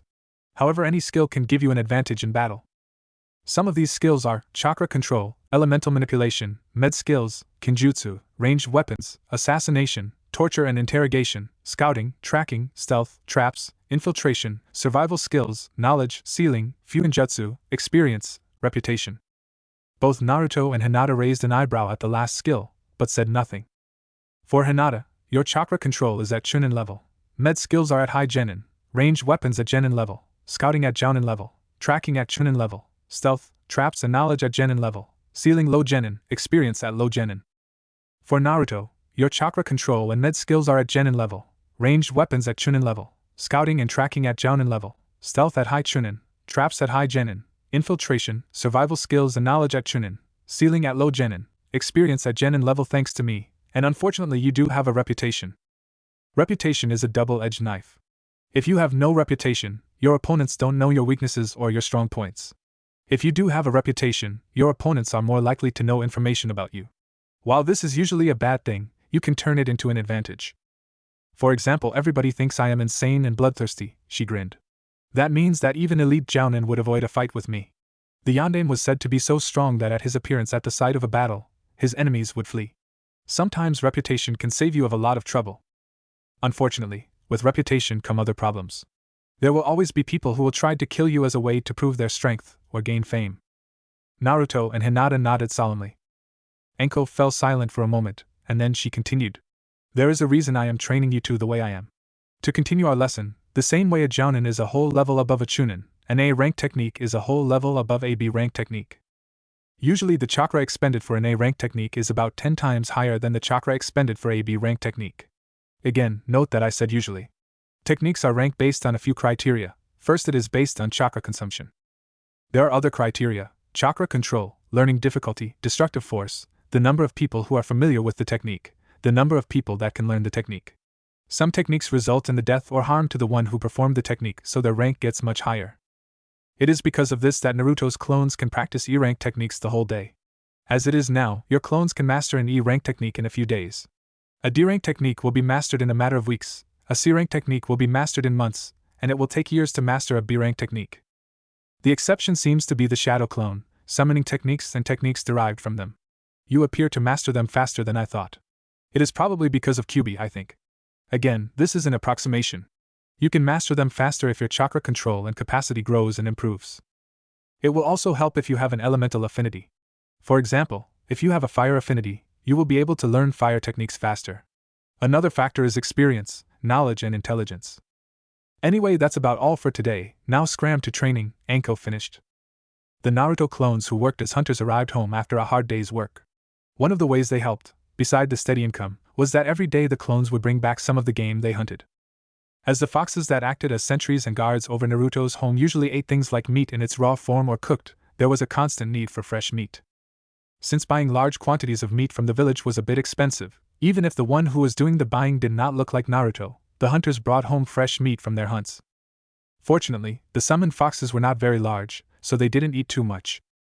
As a matter of fact, summoned foxes were small compared to other summons. While the 3 legendary summons of Konoha, the slugs, snakes, and toads were very powerful and were primarily used for battle, the foxes were used more for scouting, guarding, tracking, and transport. The foxes could still be used for battle, but any of the 3 legendary bosses would dwarf the fox boss not only in size, but also in strength and power. A fox greeted the hunters and one of the clones stopped, took out a scroll and gave it to one of his partners and started petting the small fox. The rest of the clones entered the house, went into the kitchen, put their scrolls on a table and dispelled themselves. In the middle of the night, a figure entered the workroom of the Yamanaka clan head. The figure approached and sat on the chair behind the desk. After a few minutes of careful searching, the figure found a scroll. She bit her finger, wiped it on the scroll and opened it. Inside was an advanced form of the mind-body change technique which was only taught to Jounin level Nin. The less advanced one was taught to clan members after they entered the academy and was much safer to use. Using the advanced form was dangerous for an untrained mind. Ino Yamanaka smiled and started to read it. Chapter 7. Mind. Naruto's academy teachers took the class outside on the training ground. Today, we'll have another taijutsu spar, Iruka announced. The Chunin called the students by pairs and had them spar against each other. Naruto ignored most of them, but watched the clan heirs' matches. The Nara boy gave up on his match. Chuji fought against one of the civilian kids and won quickly. While the boy was not very fast, he was quite strong. Kiba and Shino got paired together. Since the Aburame's weakness and the Inuzuka's strength was taijutsu, Kiba won the match. When it was time for Naruto and Sasuke's match, the dark-haired sneered at Naruto and rushed forward after Iruka gave the signal to begin. The boy was using the Uchiha clan fighting style. It required speed and agility, and Sasuke had them quite developed compared to a normal academy student. Fortunately, it was not higher than Hinata's. 3 months earlier, Sasuke would have mopped the floor with Naruto, but many things changed since that time. First, thanks to Kyuubi, similarly to an Inuzuka, his senses, speed, strength, and reaction time were much better. Second, he ate plenty of healthy food and exercised his body. And third, he now knew a good taijutsu style, and thanks to his clones, he had plenty of practice with it. Sasuke, while very strong, was not on the same level with his brother, Itachi, who became an ANBU captain at the age of 13.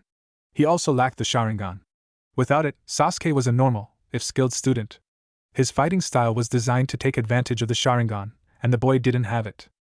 Sasuke attacked Naruto furiously, but Naruto managed to dodge and slap all his punches and kicks aside. Since Naruto was used to sparring with Hinata, who was as fast as Sasuke and was proficient in the gentle fist, Naruto didn't find it too difficult to not get hit. Sasuke was getting frustrated by his lack of success, and with a growl, he launched a wild spinning kick at Naruto. Naruto dodged under the kick, grinning inwardly as Sasuke lost his cool and provided him with the perfect opening. Just as Sasuke realized his mistake, Naruto dashed forward and met Sasuke's spinning torso with a blow to the ribs, followed by one to the head. Fortunately for the young Uchiha, he managed to dodge the second hit and jumped back, grimacing at the pain. Nothing was broken, but Sasuke thought that he might need a few days until he fully recovered. How? Sasuke demanded, and the girls began to mutter among themselves. Seeing that Sasuke was holding his chest in obvious pain, Iruka stopped the match and told Mizuki to take Sasuke to the infirmary.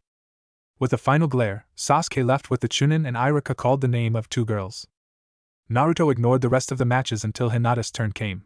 She was paired with Sakura. The pink-haired girl glared at Naruto, who beat the boy she loved, and Hinata, who also incapacitated Sasuke on a different occasion. When Irika gave the signal to begin, Sakura threw herself at Hinata as if she was trying to murder her. Unfortunately for the girl who was trying to get revenge on behalf of her crush, Hinata was probably the second strongest student after Naruto and the strongest girl in class.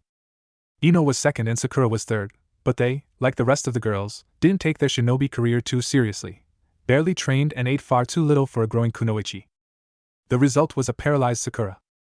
After Hinata left to the Hyuga compound for training with her father and sister, Naruto headed into the forest, still congratulating himself for defeating the Uchiha. So caught up was he into his victory that he failed to sense his attacker hidden behind a tree. Naruto collapsed to the ground when the Jounin level technique hit him. Ino saw herself stabbed after she failed her genin exam. She woke up in a sewer and saw the giant body of the Kyuubi no Yoko. As her body began talking with the giant fox, she realized what happened. These were Naruto's memories and she was reliving them. He was the container for the Kyuubi no Yoko. Ino watched in fascination as Naruto and Kyuubi talked. She felt her guilt, the boy's guilt, her fear that she really was a monster. Surprisingly, it was the Kyuubi that shook her from the depressing thoughts. She made a pact with the demon. She woke up, found herself in a hospital, and she talked with the old man, the Hokage. Part of her felt betrayed he didn't take better care of her. Another part still cared for the only person who showed her any affection. With the help of Kyuubi, she managed to convince the old man to give her a better house. There, the Kyuubi taught her how to make shadow clones. She told her how to buy things without getting robbed and receiving low-quality goods. She began to learn, at first, how to read, then how to control her chakra. She made solid clones who learned and worked. She trained. She saw her hands glowing with pink light as they caressed Hinata's back. She gave Kyuubi the same massage and they made love. She was so happy when she was held in her embrace, the first embrace she ever had, when she kissed the red-haired demon, washing away years of loneliness. Even if she was not human, she loved her. And then, Hinata. She was someone who was like her, hated and despised by her own clan. She felt and saw their first time together, her flushed body under her own. How she called her name between moans. How she vowed to protect Hinata, the second person she truly loved. She relived the time spent together with the two people that quickly became the center of her universe. She convinced Anko, who was hated by the village for being Orochimaru's apprentice, to train them. She felt close to the special Jounin due to their common backgrounds. She was happy that she now had another person she cared for and returned her feelings. Then, Ino Yamanaka opened her eyes into complete darkness. The girl heard a sound behind her, and she turned around to see Kyuubi in her human form. "Kyuubi," she whispered. The first impulse she had was to run at her and kiss her. She fought it and quashed the alien feelings. I am not Naruto, she thought. I am Ino. I don't love Kyuubi. I don't love Hinata. I love Sasuke. Ino, Kyuubi purred. Ino brought her hands together to dispel the technique. I'm going to tell the Hokage, she said. He already knows, Kyuubi said quickly. Ino narrowed her eyes. You're lying. No, I'm not. Look, Kyuubi said. Ino blinked as she saw and felt the memory of the meeting between Kyuubi and the Hokage. It doesn't matter, Ino shook her head and narrowed her eyes. Does he know about Hinata? Anko knows. So he doesn't, Ino said with narrowed eyes. I do not know if she told him, Kyuubi shrugged. I don't see what's wrong about it. Well, for starters, they're minors. Kyuubi raised a delicate eyebrow and chuckled softly. From my point of view, all humans are minors compared to me. 13, 23 or 103 years, that's still eons younger than I am. To demons, physical age means little. You're still corrupting them, Ino snarled. You're taking advantage of them. Kyuubi cocked her head in question. What do you mean? I'm not stupid, Ino sneered. You think I don't realize what you're trying to accomplish? You're trying to turn them away from the village, making them love you more than Konoha. I've seen enough of Naruto's memories to realize you're slowly trying to convince him and Hinata to stop caring about the village. You're trying to make them care more about you than Konoha by taking advantage of their loneliness. At the accusation, Kyuubi simply nodded. You admit it? Ino said incredulously. Of course. Why shouldn't I? Why shouldn't you?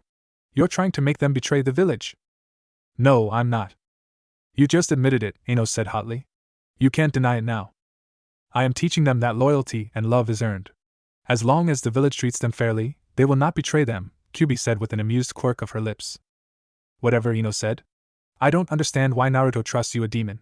Anyway, I'm leaving, and after this I'll go straight to the Hokage. Did you not come here for a reason, Yamanaka?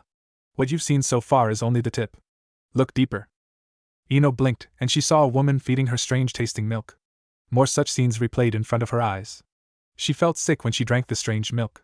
She really wanted the better milk, but she was hungry, sometimes the strange-tasting milk was the only thing she was given. That was poison, Kyuubi said after Ino got out of the memory. I had to not only neutralize the poison, but heal the ravages of hunger.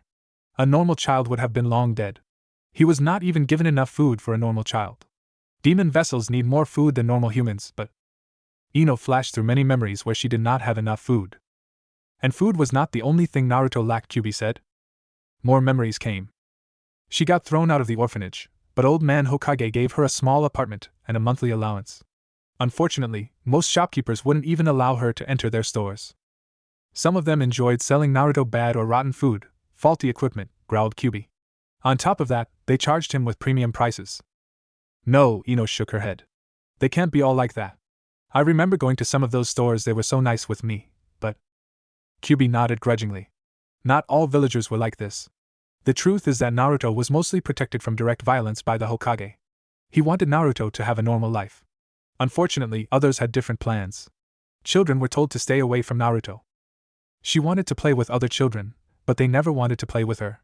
Some of the children enjoyed bullying her, and the only thing adults ever did was to tell them to stay away from her. Ino got out of the memories and thought back on something that happened years before.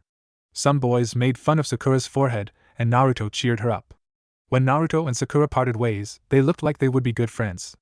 But the next time she saw them, Sakura was very cool towards the boy. Ino thought at that time that they got into a fight. When she asked her parents about it, they told her to stay away from Naruto. Yes, Kyuubi said, following Ino's thoughts. That hurt Naruto a lot. He thought he made a friend. She blinked away tears when Sakura told her they could not be friends. Why? Mumbled Ino. That's not fair. Kyuubi shook her head. I can't really blame the villagers too much for this particular thing. After all, they could not truly know if Naruto was dangerous or not. As long as they had even a suspicion, they were entitled to tell their children to not interact with Naruto. A shinobi is dangerous, and a child shinobi even more so. A child with a demon imprisoned could be deadly. Besides this, Naruto is not liked by the village. They would not want that dislike to splash on their children if they associated with the village pariah. Their first priority is their children, not Naruto. In their eyes, Naruto is just a stranger for them, and they have no duty towards him. Ino nodded and Kyuubi continued. Most adults simply ignored him, pretending he didn't exist, and only a minority actually tried to harm him. From those who tried to truly harm him, one way or another, they are split in 3 categories. Ino saw cold stare after cold stare, sneers and disgust. She was thrown out of stores, yelled, ignored and punished by his teachers, given medical help grudgingly or sometimes outright ignored by the healers. Kyuubi stopped the flood of memories. First, there are those who stay within or stretch the boundaries of the laws. Here, we have the shopkeepers who refuse to sell things to him or sell him low-quality goods at high prices. Then, there are the healers who gave him medical help only grudgingly or not at all. Then we have the academy teachers who did their best to sabotage Naruto's education. Even those who care nothing, good or ill, for Naruto have trouble with him. After all, he is my prison and they cannot forget that. Even if they know, intellectually, that Naruto is not the Kyuubi, they can never get over the fact that behind those pretty eyes, the one who almost flattened their home is shackled. Ino found herself kicked by drunks in a dark alley. She ducked a punch from an enraged store owner. Then, the Kyuubi continued, there are the villagers that lose their tempers or get drunk and step over the line. Usually, things don't go too far and Shinobi or Anbu come to save him. As Naruto grew up, he learned to avoid these painful meetings. Kyuubi fell silent for a moment before continuing. And then, there are the professional and amateur assassination attempts and those who employ them. Ino shivered in shock through the 4 professional assassination attempts, from her last one to her first one, before she was kicked out of the orphanage.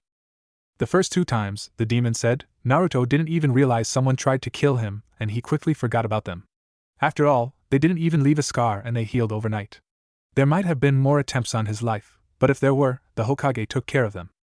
Kyuubi shook her head at the stunned girl. Why so shocked? After all, this is a shinobi village. It is their job to kill.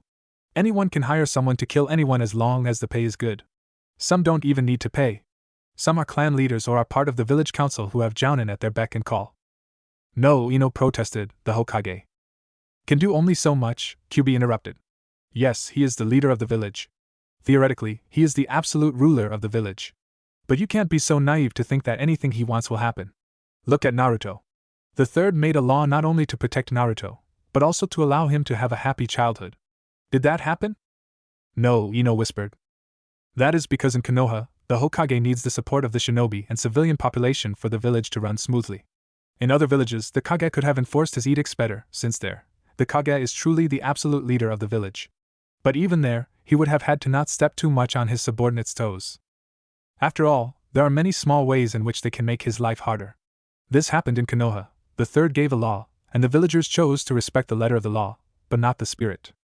Most of the villagers, however, Kyuubi continued, simply don't care about Naruto. They are cooler towards him because of me or because others hate him, and they don't want to be known as demon lovers and have that hate spread on them. There are only a few people who showed any amount of care towards Naruto. That's me, Hinata and Anko. Ino blinked as a multitude of memories replayed in her mind. Then there's the Hokage, a ramen stand owner, and his daughter. By this time, Ino was looking confused. I have to leave. 2 more things before you leave, Yamanaka Ino.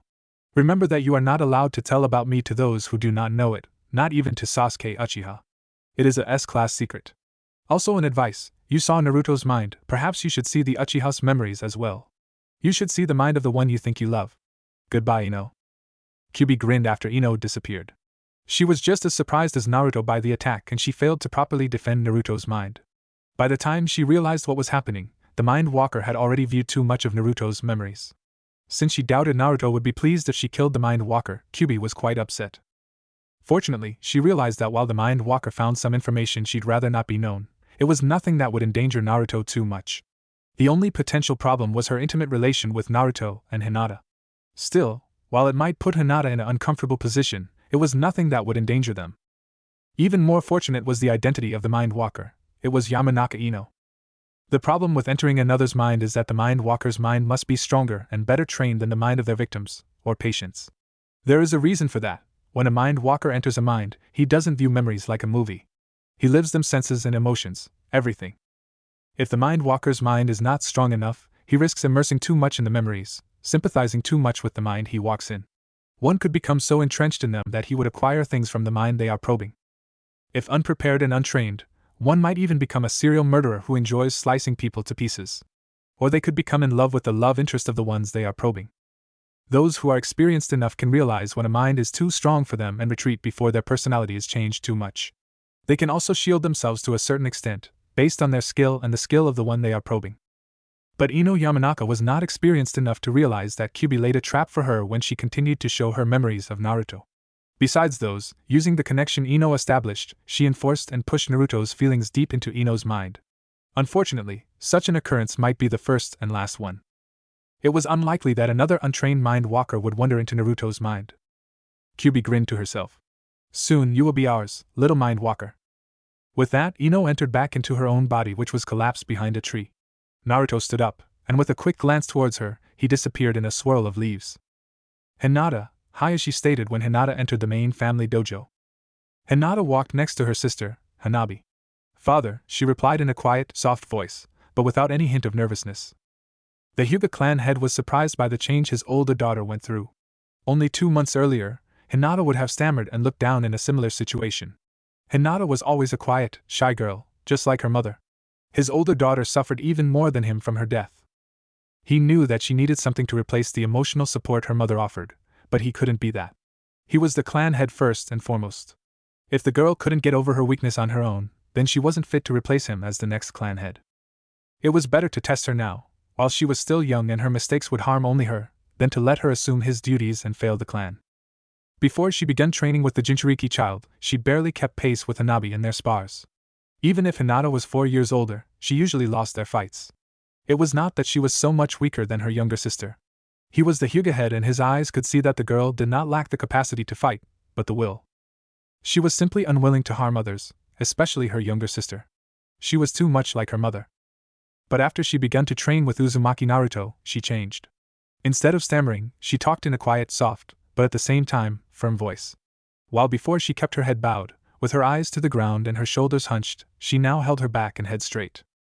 It still wasn't the Hyuga noble posture, but it was far better than the submissive posture she used to have. But the greatest change was her behavior. Hayashi remembered the almost pathetic desire to please him, her inability to cause bodily or mental harm, and her low self-esteem. Now, that desire to please him was inexistent. He could read little from her expression. She was almost apathetic and uncaring in his presence or the presence of the clan. Only when she left for the academy or someone was talking about Naruto could he see the happiness hidden beneath her placid exterior. Hayashi gave the signal for his daughters to begin, and they exploded in motion, gentle fist strikes thrown and parried. Hayashi noted absent-mindedly that Hinata had improved again. Thanks to her better form and her willingness to actually cause a little harm to her opponent, she was clearly winning. The man noticed that while Hinata was willing to harm Hanabi, she still preferred to minimize the damage and the pain. Instead of taking advantage of one of Hanabi's openings and striking a disabling and painful hit to her torso, Hinata hit the shoulder instead, disabling her right hand. Moments later, Hanabi, with only one of her arms able to protect her, was defeated and Hayashi called the end of the match. After Hayashi dismissed Hanabi, he looked at the winner of the match. "I am pleased with your progress, Hinata." "Thank you, father," Hinata replied simply. Hayashi felt a little sad that his once shy, smiling girl was not smiling at the compliment. But for the good of the clan, he thought, it is better for Hinata to master her emotions. Had she not, the risk of her getting herself killed, or worse harming the clan through her actions or inactions would have been too great. "I understand you incapacitated the last Uchiha 3 days ago." "Yes, father, he attacked Naruto-kun without provocation." Hayashi wondered about the Jinchuriki. He had not seen the boy in the last 4 months and was slightly curious of his change. The talk was that the moron was gone. He apparently got rid of his horrible, orange clothes and stopped his pranks and goofing around. From what he understood, he now wore black clothes similar to the ones ANBU have and a white blank mask. He did not know what prompted the change, but whatever it was, he was sure it might not be so good for the village or the boy. Hayashi prided himself on his level head, so he doubted the boy was the Kyuubi like many believed. From the way the boy used to constantly declare he would become the Hokage, he was certain the boy had no nefarious plans for Konoha. His eyes told him that much. But that was in the past, with a simple-minded boy who had a desperate craving for the recognition of the villagers. Hayashi doubted the boy would ever fulfill his dream, especially now. While a grinning blonde idiot, who continued to try to please the villagers and gain their love and respect endlessly, might have a good chance to ultimately change their hearts, or at least the hearts of the younger generation, this new Naruto was another matter altogether. From what little he knew, this new Naruto was almost antisocial with most people, though quite polite. He stopped trying to impress the people around him, and judging from his academy performances, he appeared to not only be capable of taking care of himself, but willing as well. The man knew that Naruto had a hard life and he never tried to retaliate at the village for his treatment, but if the boy was now unwilling to accept such treatment, it could lead to problems. For a moment, he thought about ordering Hinata to stop her interactions with the boy, but quickly discarded the idea. Hinata continued to improve and that meant the clan would be stronger for it. Also the boy was a Jinchuriki. He could prove a powerful tool for the Hyuga. It was best to wait and think carefully before making any decision. Until then, he would allow Hinata to train with the boy. Chapter 8. The Other Mind. After his meeting with Ino, Naruto appeared to his home in a swirl of leaves and took a seat under a tree. "Kyuubi?" he asked. Kyuubi popped into existence, sat down next to him and leaned her head on Naruto's shoulder. "Yes? What is it?" "About Ino," he begun. "Oh. I'm sorry. She took me by surprise when most of my attention was elsewhere." Naruto shook his head. "I know, it's fine, but I wasn't thinking about that. I wondered why you showed her so much." "She is infatuated with the Uchiha boy," Kyuubi answered. "Had I released her with only the few glimpses she saw, it would have been more than likely that she would tell him, or someone else, of what she saw." Naruto frowned at the answer. "I don't understand, what keeps her from doing the same thing now?" "It is because of what I showed her. She saw, sensed and felt all those memories. She now knows and feels what you went through your life to some extent. Your feelings for Hinata, for me, were felt by her. To some minor extent, a part of your affection, feelings, emotions were transmitted to her." "You mean Ino loves you and Hinata?" Naruto gasped. "I would not go that far," Kyuubi said, a little pleased, "but in a way, yes, you could put it that way."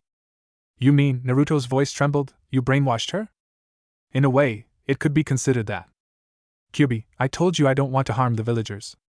"I didn't hurt her, Naruto," Kyuubi sighed. "And you didn't let me finish." "Sorry," Naruto said, chastised. "What I was going to say was that it was brainwashing in a small, minor way only. For example, you do not like the Hyuga because of the way they are behaving towards Hinata. Did Hinata brainwash you?" "Of course not. But she told you things, the same way I showed Ino things. The only difference is that the exchange of data between us and Ino was deeper. If instead of telling us of her home life, Hinata showed us her memories, would it be brainwashing? For true brainwashing to occur, the mind, personality, must be, more or less, destroyed." "Oh. Ino would be friendlier with you," Kyuubi said. You sound pleased, Naruto said suspiciously. Of course, Kyuubi replied. Why? You don't like the village or the villagers. I like Hinata Anko, and you, Kyuubi pointed out. Naruto nodded. But you don't like the rest, you tolerate them. Indeed. So, why do you want to be friends with her? Well, she's really hot, Kyuubi purred. Just imagine her naked. The demon began sending Naruto perverted images. Not now, Kyuubi, Naruto groaned. Anko will be here soon and she'll hurt me if I'm distracted. You're right, she sighed. Go and train. Anko is going to punish you again if you slack off. Naruto rose to his feet. That was your fault, Naruto grumbled. You kept me awake all night. Oh? I didn't hear you complain.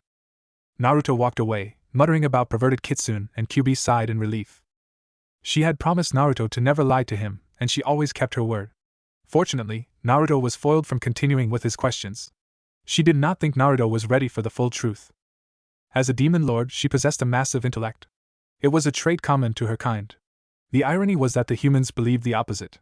They thought demons were some kind of animal, only somewhat smarter. They thought her kind was aggressive, evil, insane, and stupid.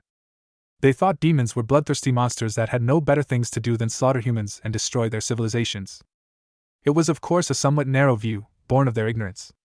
It was practically impossible for an immortal being like her to live for eons without accumulating knowledge. It was true that from a human point of view, some of the demons were so different that they lacked many traits that human gauge intelligence with. But this different, alien intelligence did not make them stupid, only different. Also, sometimes when human thought they were interacting with a demon, it was only a small fragment of their mind. Due to their immortality, they sometimes hibernate. Sometimes demons shut down most of their mental abilities, due to injuries or other reasons, leaving them with only shells of their true selves. Of course, some of her kin really were nothing more than stupid animals. Some of them were really as aggressive and insane as the humans thought. Demons also have a different ethic system. Many think that humans are inferior to them like humans think animals are. For them, killing a human is the same as a human stepping on an ant. Had she not interacted with Naruto, his life would have been much different. Usually, when a demon was sealed into a Jinchuriki, they liked to amuse themselves by giving them a hard time. The one-tail likes to drive his host insane while others, like the two-tails, have more of a symbiotic relation with their hosts. Most were in between, depending on the demon, host, and the reason they were sealed. Had she not interacted with Naruto, as she initially planned, the difference would have been great. Based on Naruto's prior personality, it would not have been pleasant, from her point of view, at least. The boy's former destiny made her feel slightly disgusted. She suspected that some of Naruto's traits were subtly influenced by the Hokage. The boy's dream was to become the Hokage, gain the acknowledgement of the villagers and protect them with his life. That last part really disturbed her. She would never risk herself for some unknown people. Unlike her, the old man had encouraged these desires. In truth, she could not blame the man. In his own way, he wanted to protect Naruto. As long as he was loyal to the village and strived to prove himself to them, he would be relatively safe from the village. If Naruto were to become less than loyal to Konoha and step over the line, betraying Konoha or becoming a missing nin, the Hokage would have no choice but to order Naruto's death. Had she not interfered, Naruto would have continued in his blissful ignorance. Lacking proper training and sufficient maturity, he would have blindly jumped into fights until one of them cost him his life. His personality was such that in time he might have become accepted by the village, and even became Hokage. The chance was small, but it was still there. The old Naruto was like a puppy, a small pitiful animal, craving love and acceptance, a dog that would return no matter how many times you kick him. In time, even the most hardened people would take pity on such a dog. Of course, there were some that would joyfully rip the dog to pieces. Such a Naruto would have gained a certain measure of acceptance. The present Naruto, or the future Naruto she was molding, would have a much harder chance of getting accepted. This new Naruto was like a huge, ferocious dog. Huge, ferocious dogs aren't kicked, they are too dangerous. You can't kick them like the puppy. You stay away from them, fearing their bite, or you kill them. Kyuubi would not have set Naruto on this new path. However, that changed when she began to understand the Yandame seal. Normally, the seals placed on a Jinchuriki were different. They only imprisoned. Unfortunately, the Yandame, idiot savant that he was, managed to do something different. Instead of making Naruto a prison for her, he managed to tie them together. This means that if Naruto dies, she too dies. Fortunately for her, there is no way to permanently kill her. It would be unpleasant, to say the least, but in the end, she would return eventually. The problem was that Naruto would return with her. He would not have such a huge influence on her power as he now had, but it would still be there. At first, when she made contact with Naruto, It was only out of self-interest. She thought it prudent to have some sort of mutual understanding with her jailer. But then, she realized that this curse might turn into a blessing. She found that the boy was a good companion, if she ignored his more annoying habits. She educated the boy, stamped out the annoying habits, and found herself beginning to like him. She was now quite happy with her new situation. It certainly was more enjoyable than sleeping. Kyuubi had plans for the future, plans that the present Naruto would not really want. And these plans did not include Naruto becoming Hokage. She saw no reason for Naruto to protect Konoha. After all, the vast majority of Konoha citizens were strangers that never helped and were usually hostile to Naruto. There was no reason for Naruto to protect them. If he continued to desire to become the Hokage, she would of course support him. But in the meantime, she would plan for other options that included giving Naruto something else than Konoha to love, something like girls. In truth, when Kyuubi told Hinata that Naruto would need other mates, it was a slight exaggeration. The main reason she said that was for Naruto to gain other people, ones that would be loyal, to love. Since there is no greater bond than the love between mates, Kyuubi decided on building a harem for Naruto.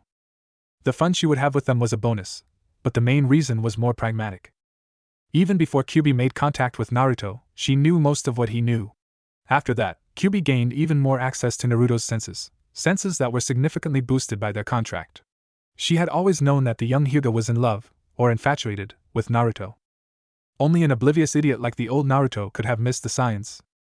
Even before Hinata spied on Naruto's training, she had decided that the girl would be good for Naruto. The girl had a confidence problem, and she appeared to be disliked by her clan. It was exactly what she needed. Someone who, after being shown affection, would be far more loyal to the object of her affection than to her village or clan. In a way, Hinata was similar to Naruto's injured soul, looking for someone to belong to. She decided she, along with Naruto, would be that someone. She had also set her sights on another Anko. She too was an injured soul. While Kyuubi approached Anko to train Naruto, it was not the only reason. She could have found another sensei. She was certain she could have guilted the Hokage into providing a sensei for them if she chewed him out for Naruto's total lack of education. After all, the old Naruto was not even able to read at the level of a first-year academy student. Since his old academy instructors went out of their way to ignore Naruto, he had almost no ninja skills. And since he was Konoha's pariah, he also lacked any social skills. Kyuubi was certain she could have made the old man guilty enough to help her with Naruto's training. However, she preferred her present situation.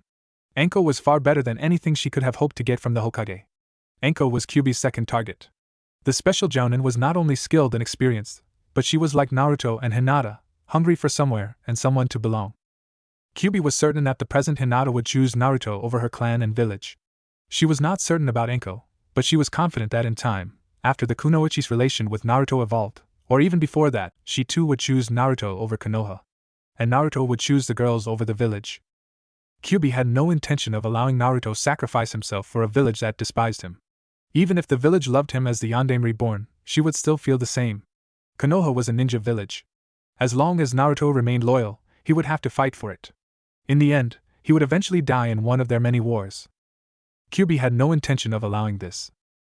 The old Naruto would have gladly sacrificed himself for Konoha, hoping to purchase a small measure of respect with his life. She obviously abhorred this idea, so she decided to search for a reason to live.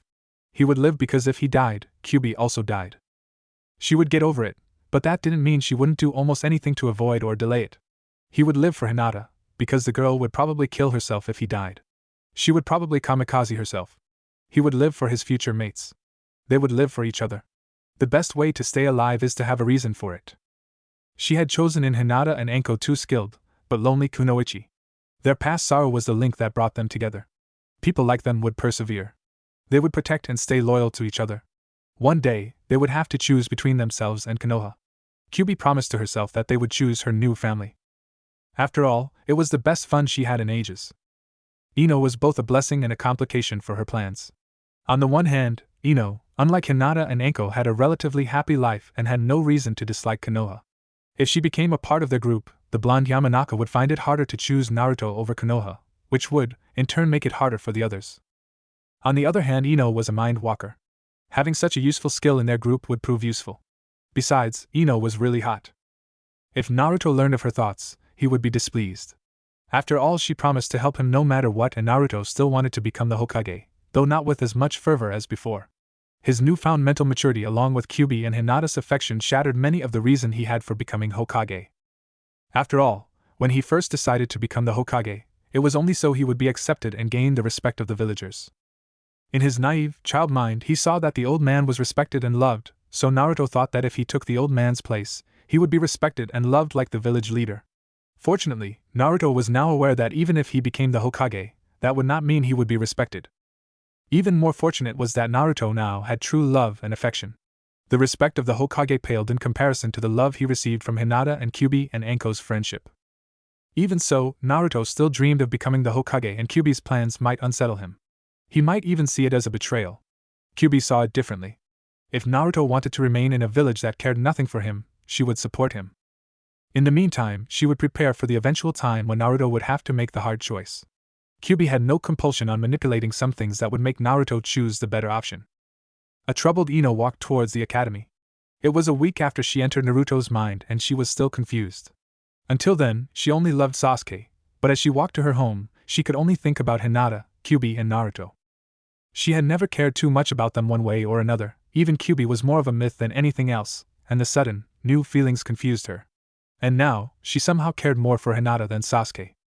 She began to wonder if something happened during her mind technique, so she read more about the technique. She discovered the problem. It was a technique taught only to jounin whose minds was strong enough. It was because she did not have the mental strength and experience that some of Naruto's memories and emotions were transferred to her. The blonde shuddered at what could have happened. When she learned about the technique, she had ignored the warnings. She now understood what could have happened. Ino considered herself fortunate that as tragic as Naruto's life was, Naruto himself was not a bad guy. He was actually kind of nice. Ino considered herself lucky that the only things she got from the blonde boy was some unpleasant memories, and the love he had for Hinata and Kyuubi. It could have turned out much worse. There was a reason the technique was taught only to jounin. While mind walking in a relatively sane mind is not too dangerous, performing the technique on a less than sane mind was not wise. It was because of the risk of such a mind. You could find yourself in the mind of someone insane, who not only enjoyed killing people and lived for it, but even worse things. Once, a Yamanaka was forced to enter such an insane mind over and over again to retrieve information. In time, his mind broke. He was found doing the same things the insane Nin did. It was because of this that she should have been more careful.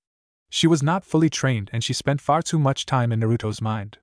Had she ended her technique instead of allowing Kyuubi to show her so many memories, it wouldn't have been a problem. Unfortunately, her curiosity got the best of her. This was driving her crazy. She barely slept because she missed the comforting arms of Kyuubi. She wanted to speak with someone about it, but who?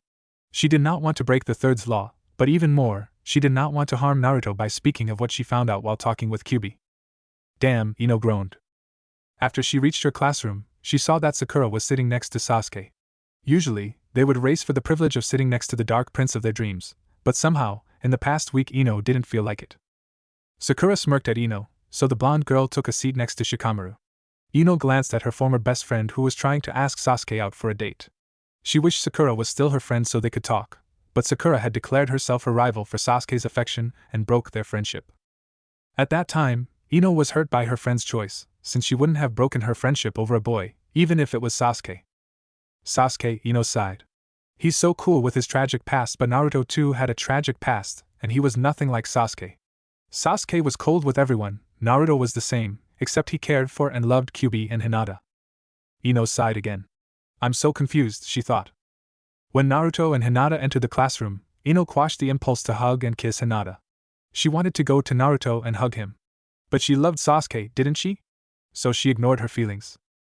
Somehow, her love for her Sasuke was dampened by the feelings she had for Naruto, Kyuubi, and Hinata. I wish I didn't use that technique on Naruto. If I didn't, I wouldn't be in this mess. I would only love Sasuke. I'm so confused.